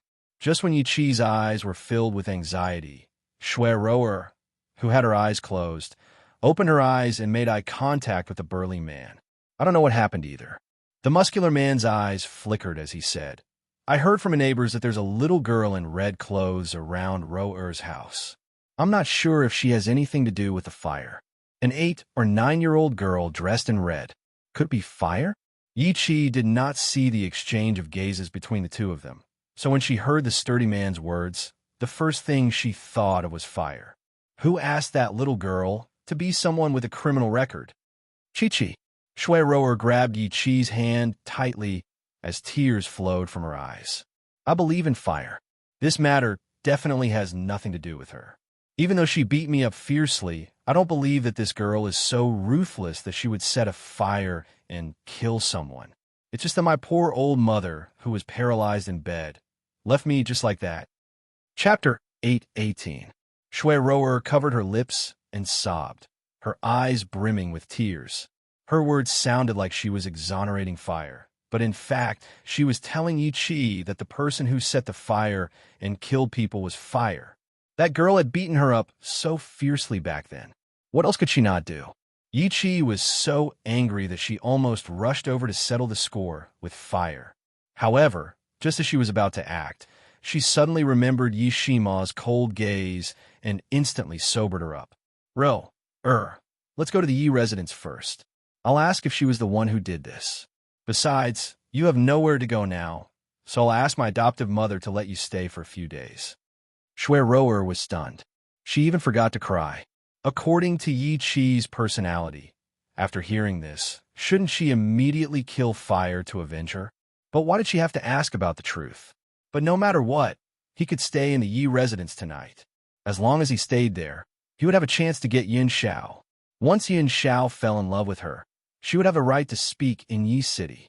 Compared to the disputes in the outside world, the Yi residence was happy and harmonious. However, at this moment, a servant walked in from outside and hurriedly reported, "Master, madam, Mrs. Back. Miss Shui has also come with her." Outside, everyone called Yi Jingshun young master, but the servants in the Yi residence all called him master. Hearing that Shui Rower had come to the Yi residence again, Yi Jingshun and his wife's faces did not look too good. "I've already said that my family does not welcome that girl. Why is Chi-Chi so disobedient?" Jun Fengling frowned. "Besides, I told Chi-Chi to stay at home and reflect on her mistakes. Who allowed her to go out?" "Madam, Miss claimed that Miss Shui's house was caught in a fire, and there is no other place to live now." The servant reported respectfully. Moreover, the young miss said that she brought Miss Shui here because she has something to verify. Jun Fengling's eyes darkened. "Let them in. I want to know what they are here to verify." As Jun Fengling's adopted daughter, Yi-Chi did not need to report to Jun Fengling to see her. However, she had brought Shui Rower with her, which was why she was stopped. Yin Xiao remained expressionless in the face of all of this. Her expression was cold as she silently peeled the skin of the grape for Yun Luo Feng, before placing the sparkling and translucent flesh by her lips. Ahem! Jun Fengling coughed and glared at Yi Jingshun. "Look at how considerate my son is. How warm. Why don't you learn it?" Yi Jingshun chuckled and hugged Jun Fengling's shoulder. "You should have told me earlier if you wanted me to feed you grapes. Well, have I not satisfied your request?" Jun Fengling slapped Yi Jingshun's hand away and said coquettishly, "Do you need me to tell you this?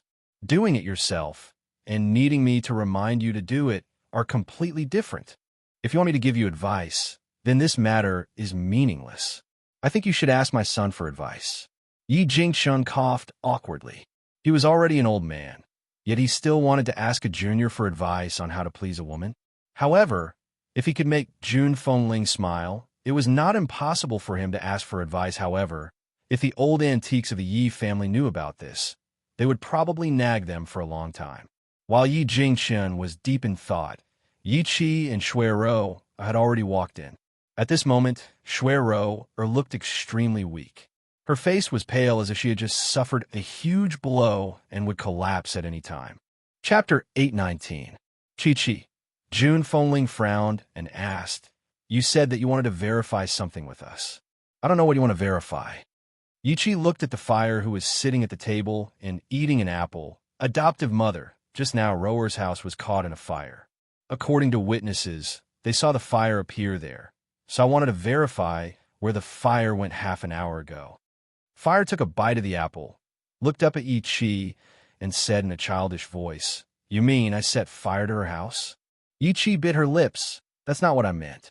I'm just here to ask where you were at that time. Even if you don't mean that, you're still suspecting that I set the fire." Fire sneered and stood up. He threw half of the apple in his hand at Shui Rou. Shui Rou was caught off guard. With a bang, she was hit by the apple and her forehead turned red. Yi Qi was stunned. She didn't expect fire to make a move without saying a word. What's more, there wasn't even a word of explanation. "Did you see it clearly?"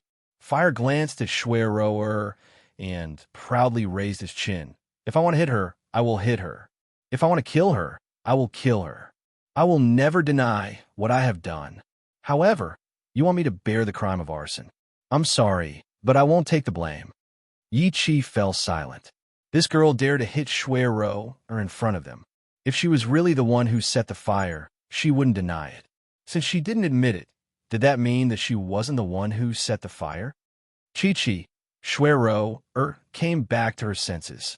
She rubbed her aching head and looked at Yi Qi with tears in her eyes. "I told you at the time that she wasn't the one who set the fire. You should believe me and not ask about this." Yi Qi was obviously standing up for her, but in her mouth, it was a busybody. Jun Fengling's eyes darkened. She had lived for so many years and fought with so many people. How could she not understand the meaning behind Shui Rou's words? Since it has been proven that the fire was not set by fire, then there is nothing else. Jun Fengling turned to look at Shui Rou. "I know that you have nowhere to go these few days, but unfortunately, I don't have any extra rooms for you in the Yi residence. You should go to the inn to stay." Shui Rou's expression changed. The Yi residence was so big. How could there not be extra rooms? Jun Fengling did not want her to stay at all. "Madam," Shui Rou hurriedly knelt down and kowtowed. "Please take me in. I won't stay here for long, just a few more nights. I promise I won't cause trouble for Madam, nor will I spy on young Master Xiao." After she finished kowtowing, she hurriedly knelt in front of Yin Luofeng and said pitifully, "Miss Yin, I know you have some misunderstandings about me, but I swear that I really have never had any thoughts about young Master Xiao. I beg you to let me stay for a few days. I am willing to be your maid and serve you. I'll let you be complacent for now. When I successfully obtain Yun Zhao's favor, I'll make you pay the price for today's matter." Shui Rou lowered her eyes, and a ruthless glint flashed across them. "Godmother," Yi Qi could not bear it, and was about to speak up for Shui Rou when Jun Fengling stopped her coldly. "Enough. It was my idea not to let you stay. Don't harass my daughter-in-law. If you insist on doing so, don't blame me for being rude." She slammed her palm on the table. In an instant, the table split into two and fell to the ground. Chapter 820. Jun Fengling's palm was too strong. Shui Rou was scared silly by her. Her misty eyes were filled with confusion as she stared blankly at Jun Fengling, who was dressed in red. Mother-in-law and daughter-in-law were natural enemies because they had the same man. Therefore, back then, her mother and grandmother had fought every night for the same man and were even chased out of her father's family. Now, if she didn't know that she had the confidence to become the daughter-in-law of the Yi family, her father's family wouldn't have agreed to let her re-enter the family tree. Therefore, this was the first time she had seen a mother-in-law who protected her daughter-in-law, like Jun Fengling. What made her worried was that the person being protected was not her. Shui Rou subconsciously bit her lower lip, her long eyelashes covering the viciousness in her eyes. After a long while, she calmed herself down, raised her pitiful face and said softly, "I'm sorry to disturb you. It's hard for people like me to be accepted by others. Don't worry, I won't pester the Yi family anymore, and I won't appear in front of Chi-Chi either." After saying that, Shui-Roer looked at Yi-Chi one last time, her eyes filled with struggle and reluctance. In the end, she turned around and walked out of the hall. "Roer!" Yi-Chi hurriedly shouted, her eyes filled with anxiety. However, she knew that her foster mother didn't like Shui-Roer, so she didn't dare to plead for her. "Wait!" Suddenly, an evil voice rang out, causing Shui-Roer to stop in her tracks. "Fenger!" Jun Fengling looked at Yin Luo Feng doubtfully. "Do you have something else to say?" "Mother, I am naturally protective. Since fire is already mine, I will not allow anyone to frame her." Yin Luo Feng narrowed her eyes slightly, an evil light flashing in her eyes. "So, since she has stepped into the Yi residence, she can forget about leaving." Shui-Roer's body stiffened. She turned to look at Yin Luo Feng with a pale face. "What do you mean by that? I was in the restaurant at that time, and Chi-Chi can testify. It was someone else who came to inform me that I found out about what happened to my family. Furthermore, someone who looked like fire appeared beside my house, and it was also seen by others. I have always believed in her." Yi-Chi nodded and echoed, "Roer is telling the truth. I can testify that she didn't know about it in advance." "Chi-Chi." Jun Fengling frowned and stopped Yi-Chi. She looked at Yin Luo Feng. "Fenger, you did well. Fire could not be wronged for no reason. So, I support your actions." Yin Luo Feng smirked. "Since that's the case, I'll let Shui-Roer stay in the Yi residence. I'll fulfill her wish. Before that, I'll send someone to investigate the truth." In other words, Shui-Roer was under house arrest in the Yi residence. She would only be released when Yin Luo Feng found out who the arsonist was. However, only Shui-Roer knew the truth. She slightly lowered her eyes. "I did not wrongly accuse fire. I only verified it through the witness's description. Maybe that person is a girl who looks similar to fire. However, since all of you are suspecting me, I will stay. I believe that Madame Yi will clear my name and not allow someone to frame me." Jun Fengling's face darkened. Even now, this girl was still so shameless. In his words, he actually said that Yin Luo Feng was framing her. Chapter 821. Just as Jun Fengling was about to stand up for Yin Luo Feng, a cold voice was heard. "My wife, even if she framed you, you have no choice but to accept it." The man raised his handsome face. His facial paralysis made him look indifferent as he stared at Shui-Roer coldly. His gaze froze her body, as if countless knives were slicing her once again. His voice was as merciless as ever. "Besides, I don't think you have the right to be framed by her." Shui-Roer's face turned paler and paler. Her body swayed a few times, and she almost fell to the ground. What made her even angrier was that Yi-Chi did not speak up for her at such a time. She allowed these people to bully her. Yi-Chi felt Shui-Roer's pleading gaze and lowered her head in shame. She would fight for Shui-Roer when she faced Yi Shima. However, she did not have the courage to refute Yi Jingchen and his wife. That was because her adoptive father and mother were the people she respected the most. She had already rebelled against their wishes. How could she continue to support them now? She could only comfort Shui-Roer after this matter was over. "Brother Yi." Jun Fengling did not even look at Shui-Roer and turned to Yi Jingchen. "Send 2 people to watch over her. I don't want this woman to cause any trouble for the Yi family. Also, lock her up somewhere far away from Xiao. Don't let her disturb others here." Obviously, Jun Fengling did not want Shui-Roer to have a chance to get close to Yin Xiao.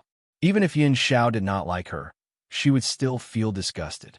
Yi Jingchen smiled gently before he barked. "Guards, take Shui-Roer away and lock her up. She is not allowed to appear in the main courtyard."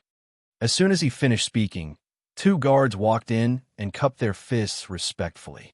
"Yes, sir, Roa." Seeing that the 2 guards were holding Shui-Roer, Yi-Chi hurriedly held her hand and comforted her. "Don't worry.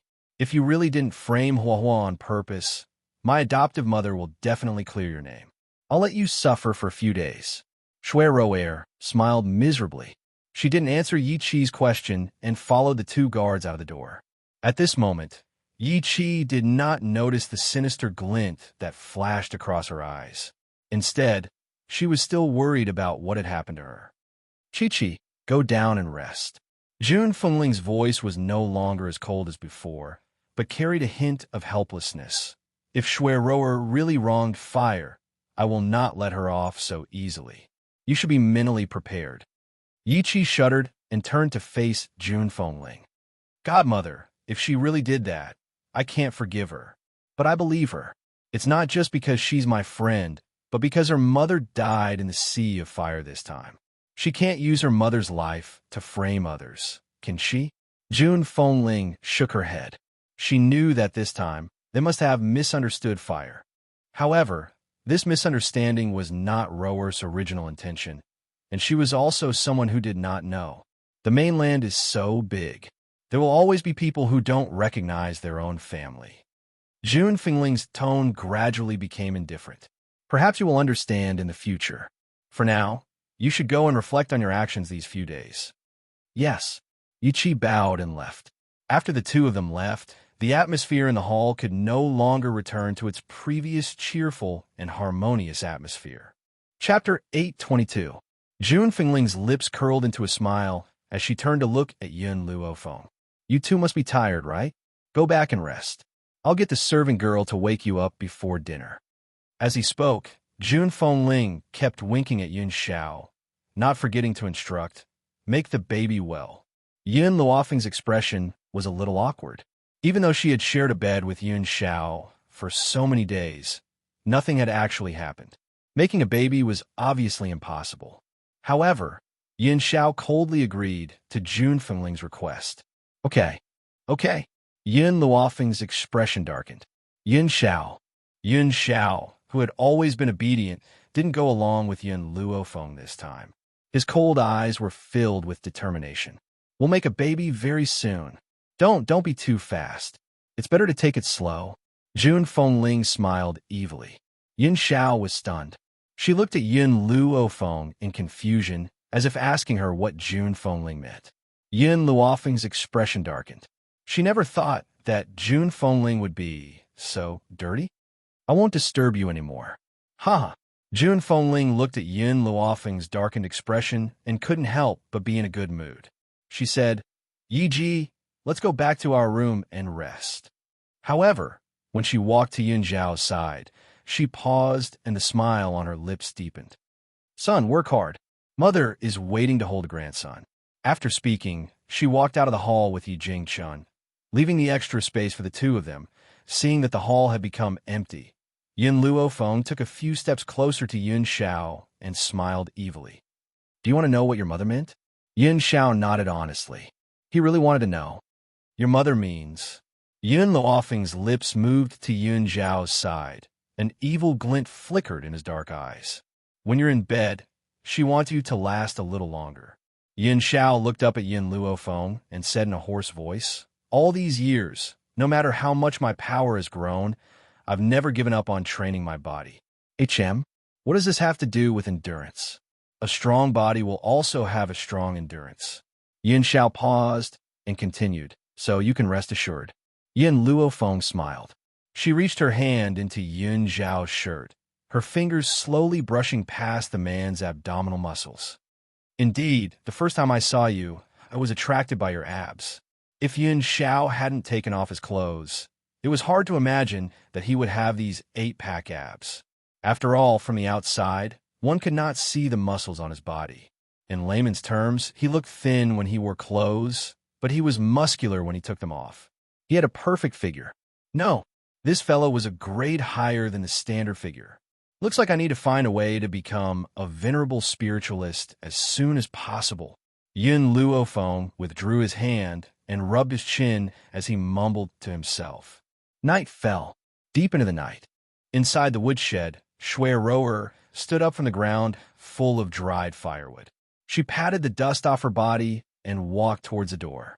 However, the door was locked by a chain, making it impossible for her to open it from the inside. Her expression darkened, and a vicious light flashed in her eyes like a dagger dipped in poison. June Fengling, I didn't think that you'd guard against me to this extent. Once I've bewitched your son, you'll have to accept me even if you don't want to. Who asked your son to love me? Chapter 823. Shui Rower sneered in her heart. All these years, June Fengling had been separated from her son for many years. Therefore, she felt very guilty towards him and wanted to make it up to him. Otherwise, why would he indulge in Luo Feng so much? But if I become her daughter-in-law, she can only indulge me like this. Otherwise, how could her son so easily forgive her for abandoning him for so many years? The funny thing was that Shuiro didn't know that June Fengling's indulgence towards Yin Luo Feng wasn't because of his guilt towards Yin Xiao. She did feel guilty, but she didn't indulge in Luo Feng because of this. She accepted Yin Luo Feng because of Yin Luo Feng himself. Otherwise, with June Fengling's character, even if he had reluctantly accepted her as a daughter-in-law for the sake of his son, he would not be so protective of her. Just from the fact that June Fengling had given the most precious thing to Yin Luo Feng, it was clear that she liked this daughter-in-law from the bottom of her heart. Love me, love my dog. But more importantly, it depended on her own charm. Shui Rover raised her brows. The coldness in her eyes gradually disappeared and was replaced by a pitiful look. Big brother guards, I want to go out and relieve myself. Can you let me go for a while? At the entrance of the woodshed, the two guards looked at each other in dismay. Shortly after, one of the guards coldly said, Madam has already given the order that you are not allowed to leave the woodshed. If you want to urinate, do it on the spot. Shuiroer's eyes flickered and she continued, But there is no chamber pot in this shed. If the two of you are unwilling to let me leave, why don't you give me a chamber pot? The two guards hesitated for a while before saying, All right, wait a moment. Shuiroer wasn't capable enough to escape from their hands, so they went to prepare a chamber pot for her. Shuiroer's lips curled into a sinister smile as she listened to the sound of footsteps getting further and further away. She then took out the aphrodisiac that Jinyu had given her and dripped a drop of it on herself. This aphrodisiac was colorless and odorless, so ordinary people would not be able to feel anything. Not long after, the sound of chains being unlocked came from outside. Soon after, the two guards walked in from outside and blocked the entrance like door gods. The chamber pot is for you. The guard was expressionless. He placed the chamber pot on the ground and said coldly, Thank you, big brothers. Shuiroer raised her brows and smiled delicately. Her voice was very gentle, like a claw scratching their hearts. The two guards were usually calm people, but when they saw Shuiroer's gaze, their hearts almost jumped out of their chests. This was the first time they realized how beautiful Shuiroer was. Cough, cough. One of the guards let out 2 dry coughs, trying to calm his racing heart. However, he couldn't help but steal glances at Shuiroer from time to time with a bashful expression. Seeing that the aphrodisiac was effective, Shuiroer was elated. However, she didn't show it on her face. Big brothers, I'm bored in this woodshed. I want to go out and get some fresh air. Is that okay? I promise I won't leave the Yi residence. The two guards looked at each other, and there was a struggle in their eyes. Madam has ordered that you are not allowed to leave. Shuiroer immediately raised 2 fingers and swore, I swear that I won't go to the main courtyard, and I won't leave the Yi residence. I just want to be alone. Big brothers, please help me. Chapter 824. Her fingers tugged on the sleeve of one of the guards. Her eyes were filled with pleading as she stared at him. At this moment, in the eyes of the 2 guards, Shuiroer was a glowing object. Her entire body was filled with light that could move their emotions. How could she refuse their request? You must come back as soon as possible. We will still lock the door here and pretend that you are still in the woodshed. In addition, I will tell you some places that we must pass by during our patrol. You must remember to avoid those places. If the madam finds out, we will all die. Shuiroer was ecstatic. She quickly said, Thank you, brothers. I will never forget your kindness. Then, she hurriedly walked out of the woodshed and looked around. After making sure that no one was around, she hurriedly walked towards the main courtyard. In the room, the fragrance of incense filled the air.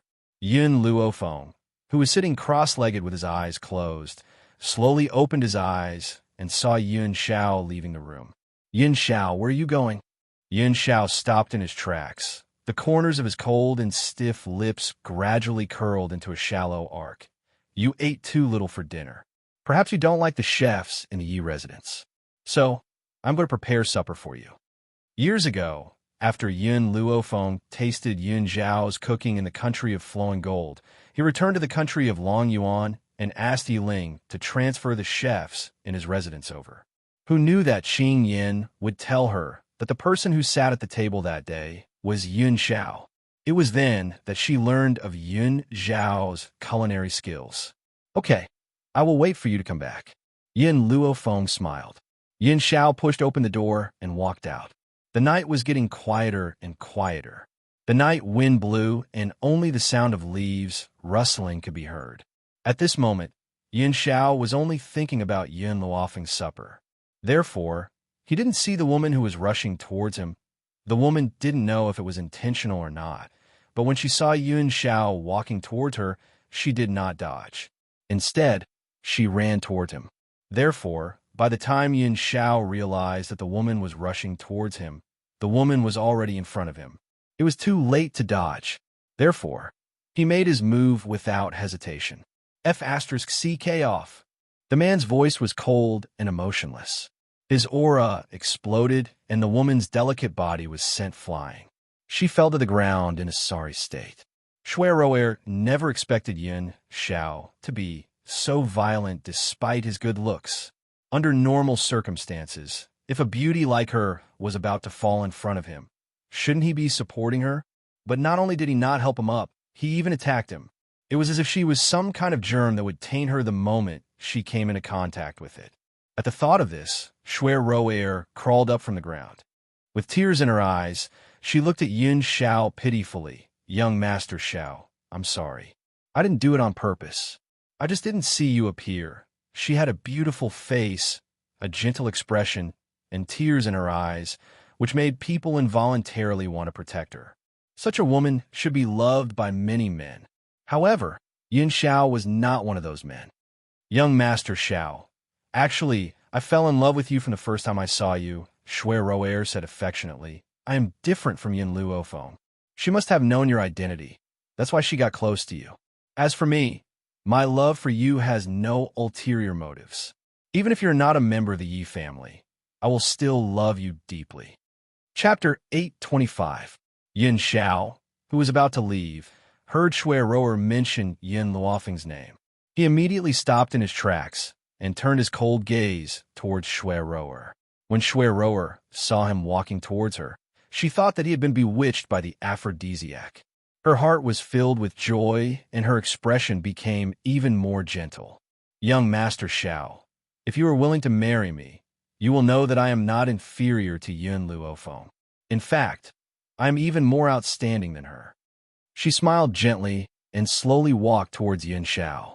Every time she took a step closer to Yun Xiao, her heartbeat would increase by a notch. She stared foolishly at that grim face, and the feeling of amazement rose involuntarily once again, causing her to fiercely swallow her saliva. If she became Yun Zhao's wife, how blissful would her life be? "Young Master Xiao, my legs are a little weak. Can you help me?" Shuai smiled gently and stretched her arm towards Yun Xiao. Her body tilted and fell into the man's embrace. Just as her hand was about to land on Yun Zhao's wrist, a swift and fierce sword light suddenly flashed past. In an instant, before she could even touch Yun Zhao's hand, her hand was severed by the blade light. "Ah!" A shrill cry rang through the sky, causing the entire Yi residence to tremble. At the same time, Shuai body fell heavily to the ground without any support. Fresh blood gushed out from her severed arm and dyed the entire courtyard red. You weren't poisoned by the aphrodisiac?" Shuai eyes widened and her pale lips trembled slightly. How could this be? She had tried the aphrodisiac that woman had given her several times. She had succeeded every time. Why didn't this man fall into her aphrodisiac? Why? Why did this happen? What's going on? Just as Shuai was about to faint, An astonished voice rang out from behind. Then, Yi Jingshun and his wife led a group of people into the courtyard. A group of guards had also surrounded the entire courtyard. Yun Luofeng quickly walked over to Yun Zhao's side. She glanced at Shui Rower, who was lying in a pool of blood, and immediately understood what had happened. Rower. Yi Qi also saw Shui Rower and cried out in alarm. She hurried over to her side. Rower, your hand. Why is it like this?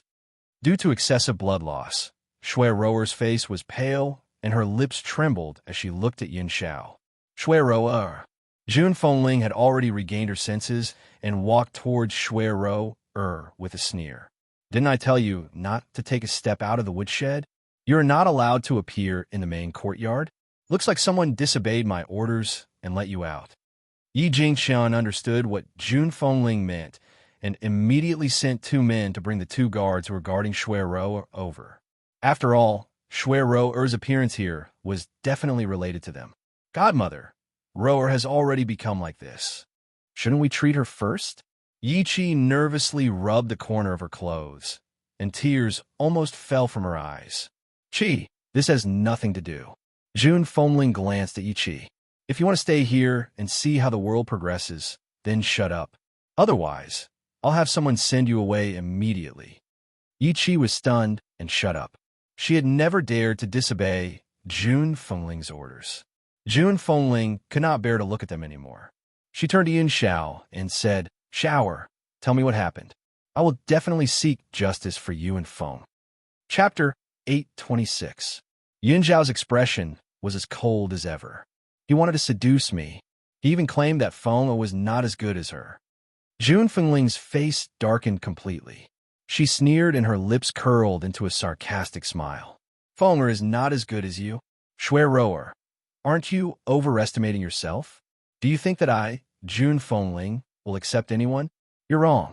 I accept Feng, because she's Yun Luofeng. I won't accept anyone else. When those people reported Yin Zhao's news to Yi Jingshun, they also brought Yun Luofeng along. Hence, Jun Fengling already knew about Yun Luofeng's behavior all these years and admired her even more. Yet, Shui Rower claimed that Yun Luofeng was not as good as her. What a joke. How could the daughter-in-law that Jun Fengling fancied be inferior to such a pretentious woman? No, it's not like that. Shui Rower's severed arm throbbed in pain, and her body started to twitch. However, in order to defend herself, she forcefully held on. I didn't want to seduce young Master Xiao. It was young Master Xiao. He wanted to molest me. I merely rejected him, and he cut off my arm. Jun Fengling was furious. My son wanted to molest you? Who do you think you are? You can't even compare to my daughter-in-law's toes. Will my son give up a beautiful daughter-in-law to molest a disgusting woman like you? Madam Yi, you can't be unreasonable. Shui Rower's face turned pale, and she continued to defend herself. You didn't see anything. How can you prove that I seduced young Master Xiao? She could not admit it no matter what. Otherwise, Jun Fengling would not let her off. You said that you didn't want to seduce my son? Then what are you doing here? Jun Fengling sneered. If you really have no intentions, you should stay in a woodshed. Why are you in the main courtyard? Yi Qi, who was initially anxious, was stunned after hearing Jun Fengling's words. Yes, if Shui Rower really had no intentions, why didn't she stay in the room and wait for the injustice to be cleared? Why did she come to Yin Xiao? Yi Qi was confused. All these years, she had trusted Shui Rower deeply. Naturally, she did not dare to believe that it was all a lie. Master, madam, this subordinate has brought him here. At this moment, the people who went to arrest them had already brought the 2 guards over. When the 2 of them saw Shui Rower lying in a pool of blood, their legs went soft and they fell to the ground in despair. The thing they were most worried about still happened. Speak. Jun Fengling frowned and said coldly, Who allowed you to let Shui Rower leave without permission? The 2 guards immediately came back to their senses and kowtowed fiercely. Madam, this subordinate knows his mistake and is willing to die as an apology. I only ask that Madam spare Miss Shui. Until now, these 2 guards were still protecting Shui Rower. He was even willing to die in exchange for her life. June Fengling vaguely sensed an unusual aura. She was sure that her two guards didn't know Shui Rower at all. Why were they willing to die for her in such a short span of a day? Something's not right. Yin Luofeng seemed to sense something and raised his eyebrows. I want to examine their bodies. June Fengling looked at Yin Luofeng in confusion. Did you discover something? What's wrong with their bodies? Chapter 827. Yin Luofeng silently walked to the side of the two guards. He frowned slightly when he sensed the smell coming from their bodies. The aphrodisiac was colorless and tasteless to others, but she could still sense it in front of Yin Luofeng. The two of them had been poisoned by the aphrodisiac. Yin Luofeng lifted his head slightly and said indifferently, "Boom." When Yin Luofeng mentioned the aphrodisiac, Shui-Ro-Er's mind exploded. She knew. How could she know? Shui-Ro or bitter lips. She thought about how Yin Xiao was unaffected by the aphrodisiac, and how Yin Luofeng sensed the aphrodisiac so quickly. She suddenly felt that she had been tricked. Aphrodisiac? June Fengling was stunned. She did not know medicine, but she knew about aphrodisiac. She did not expect Shui-Ro-Er to bring the aphrodisiac to harm her son. Instantly, June Fengling was enraged. She looked at Yi Qi angrily and said, "Look, this is your friend. She can forget about leaving the Yi residence today." Yi Qi's face was pale. She hurriedly looked at Shui-Ro-Er, hoping for an explanation. However, there was nothing. Shui-Ro widened her eyes in panic and stared at Yin Luofeng. At that moment, her heart turned cold. Could it be that Shui-Ro-Er's motive for coming to the Yi residence was for Yin Xiao? Feng-Er, can you cure the two of them? June Fengling looked at Yin Luofeng again and asked. Yin Luofeng smiled and said, "The aphrodisiac is not a serious illness. The two of them were just bewitched. I only need one needle to make them go back to normal." Then, Yin Luofeng took out a needle pouch from his clothes and carefully took out a silver needle. He then inserted it into the guard's shunting acupuncture point. In no time, the two guards regained their clarity.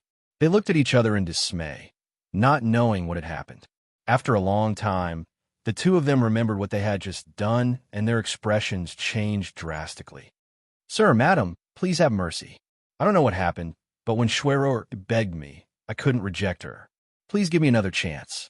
The guard kowtowed fiercely and begged. "Although this wasn't your intention, if you hadn't given her a chance, she wouldn't have been able to harm you with her charm. So, you still have to pay the price for your mistakes." June Fengling looked heroic. "Men, take the two of them down. Lock them up for 3 months and deduct half a year's salary." The guards understood that June Fengling was being merciful by giving them such a punishment.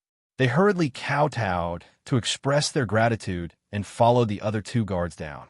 Since the aphrodisiac had been removed, they didn't even glance at Shui. Suddenly, a man in black walked up to June Fengling's ear and whispered a few words to her.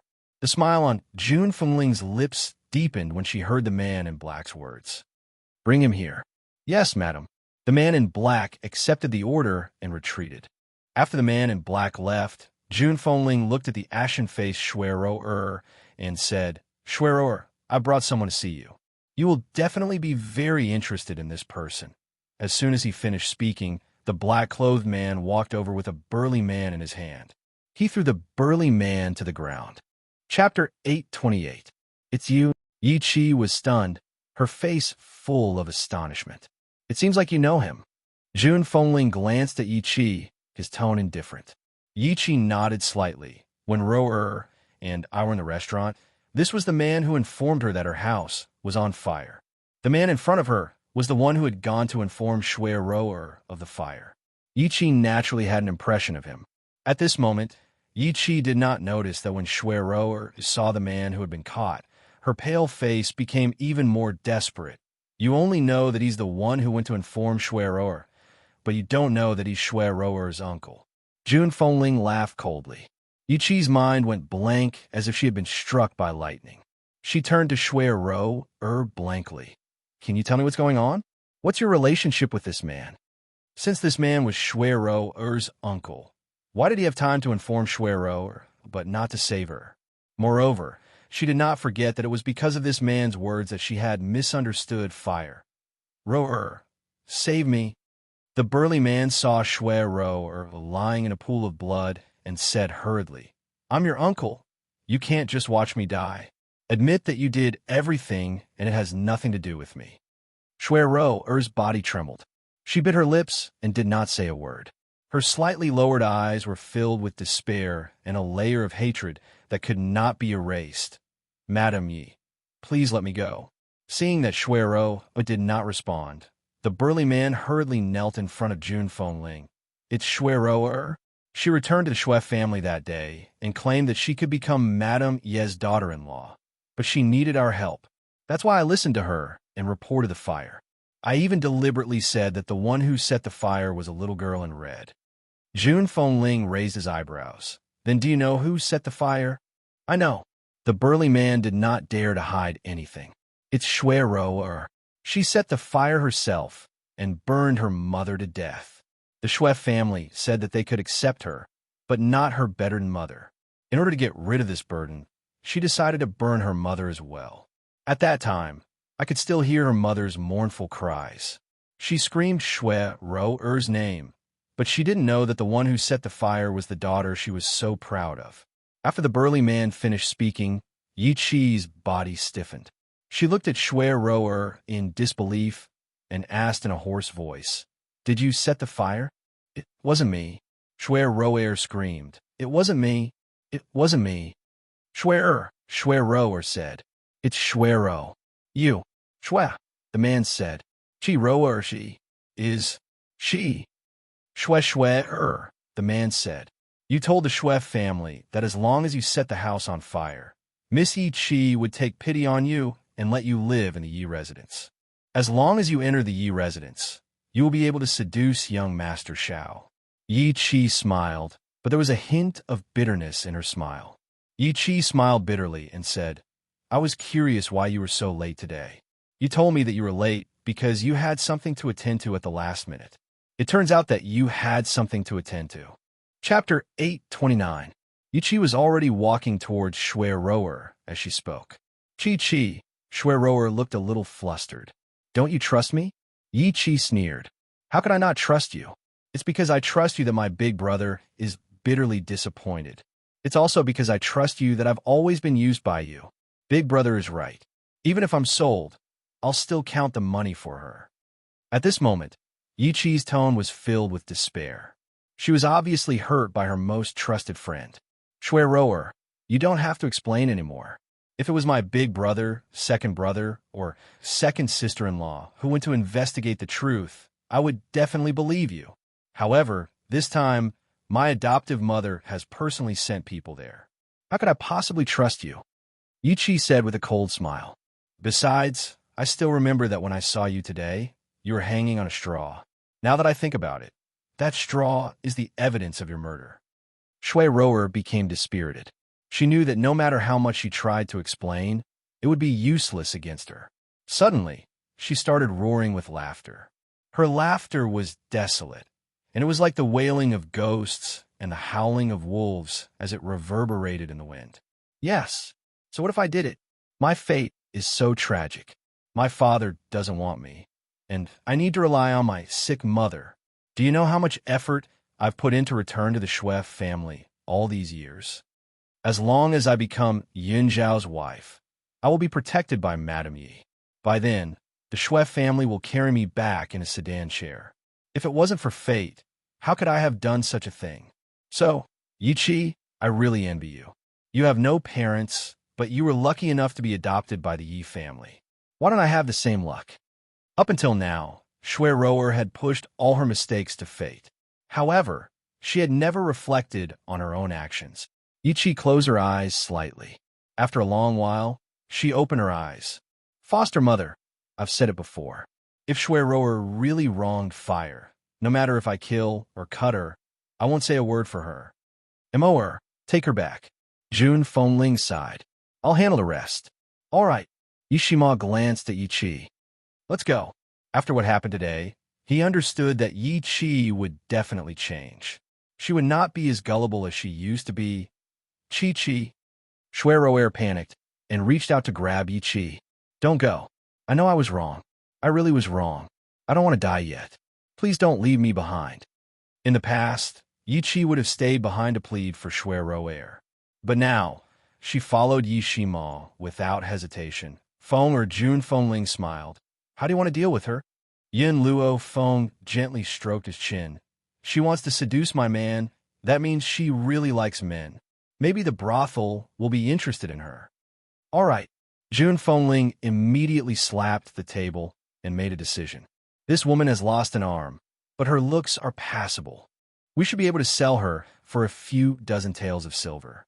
Upon hearing that she was going to be sent to the brothel, Shui Roer hurriedly struggled. Unfortunately, before she could struggle, Yi Jingchen had already exhausted her strength. Someone, sell her to the Drunken Flower Brothel. Also, tell the owner of the Drunken Flower Brothel to take good care of her.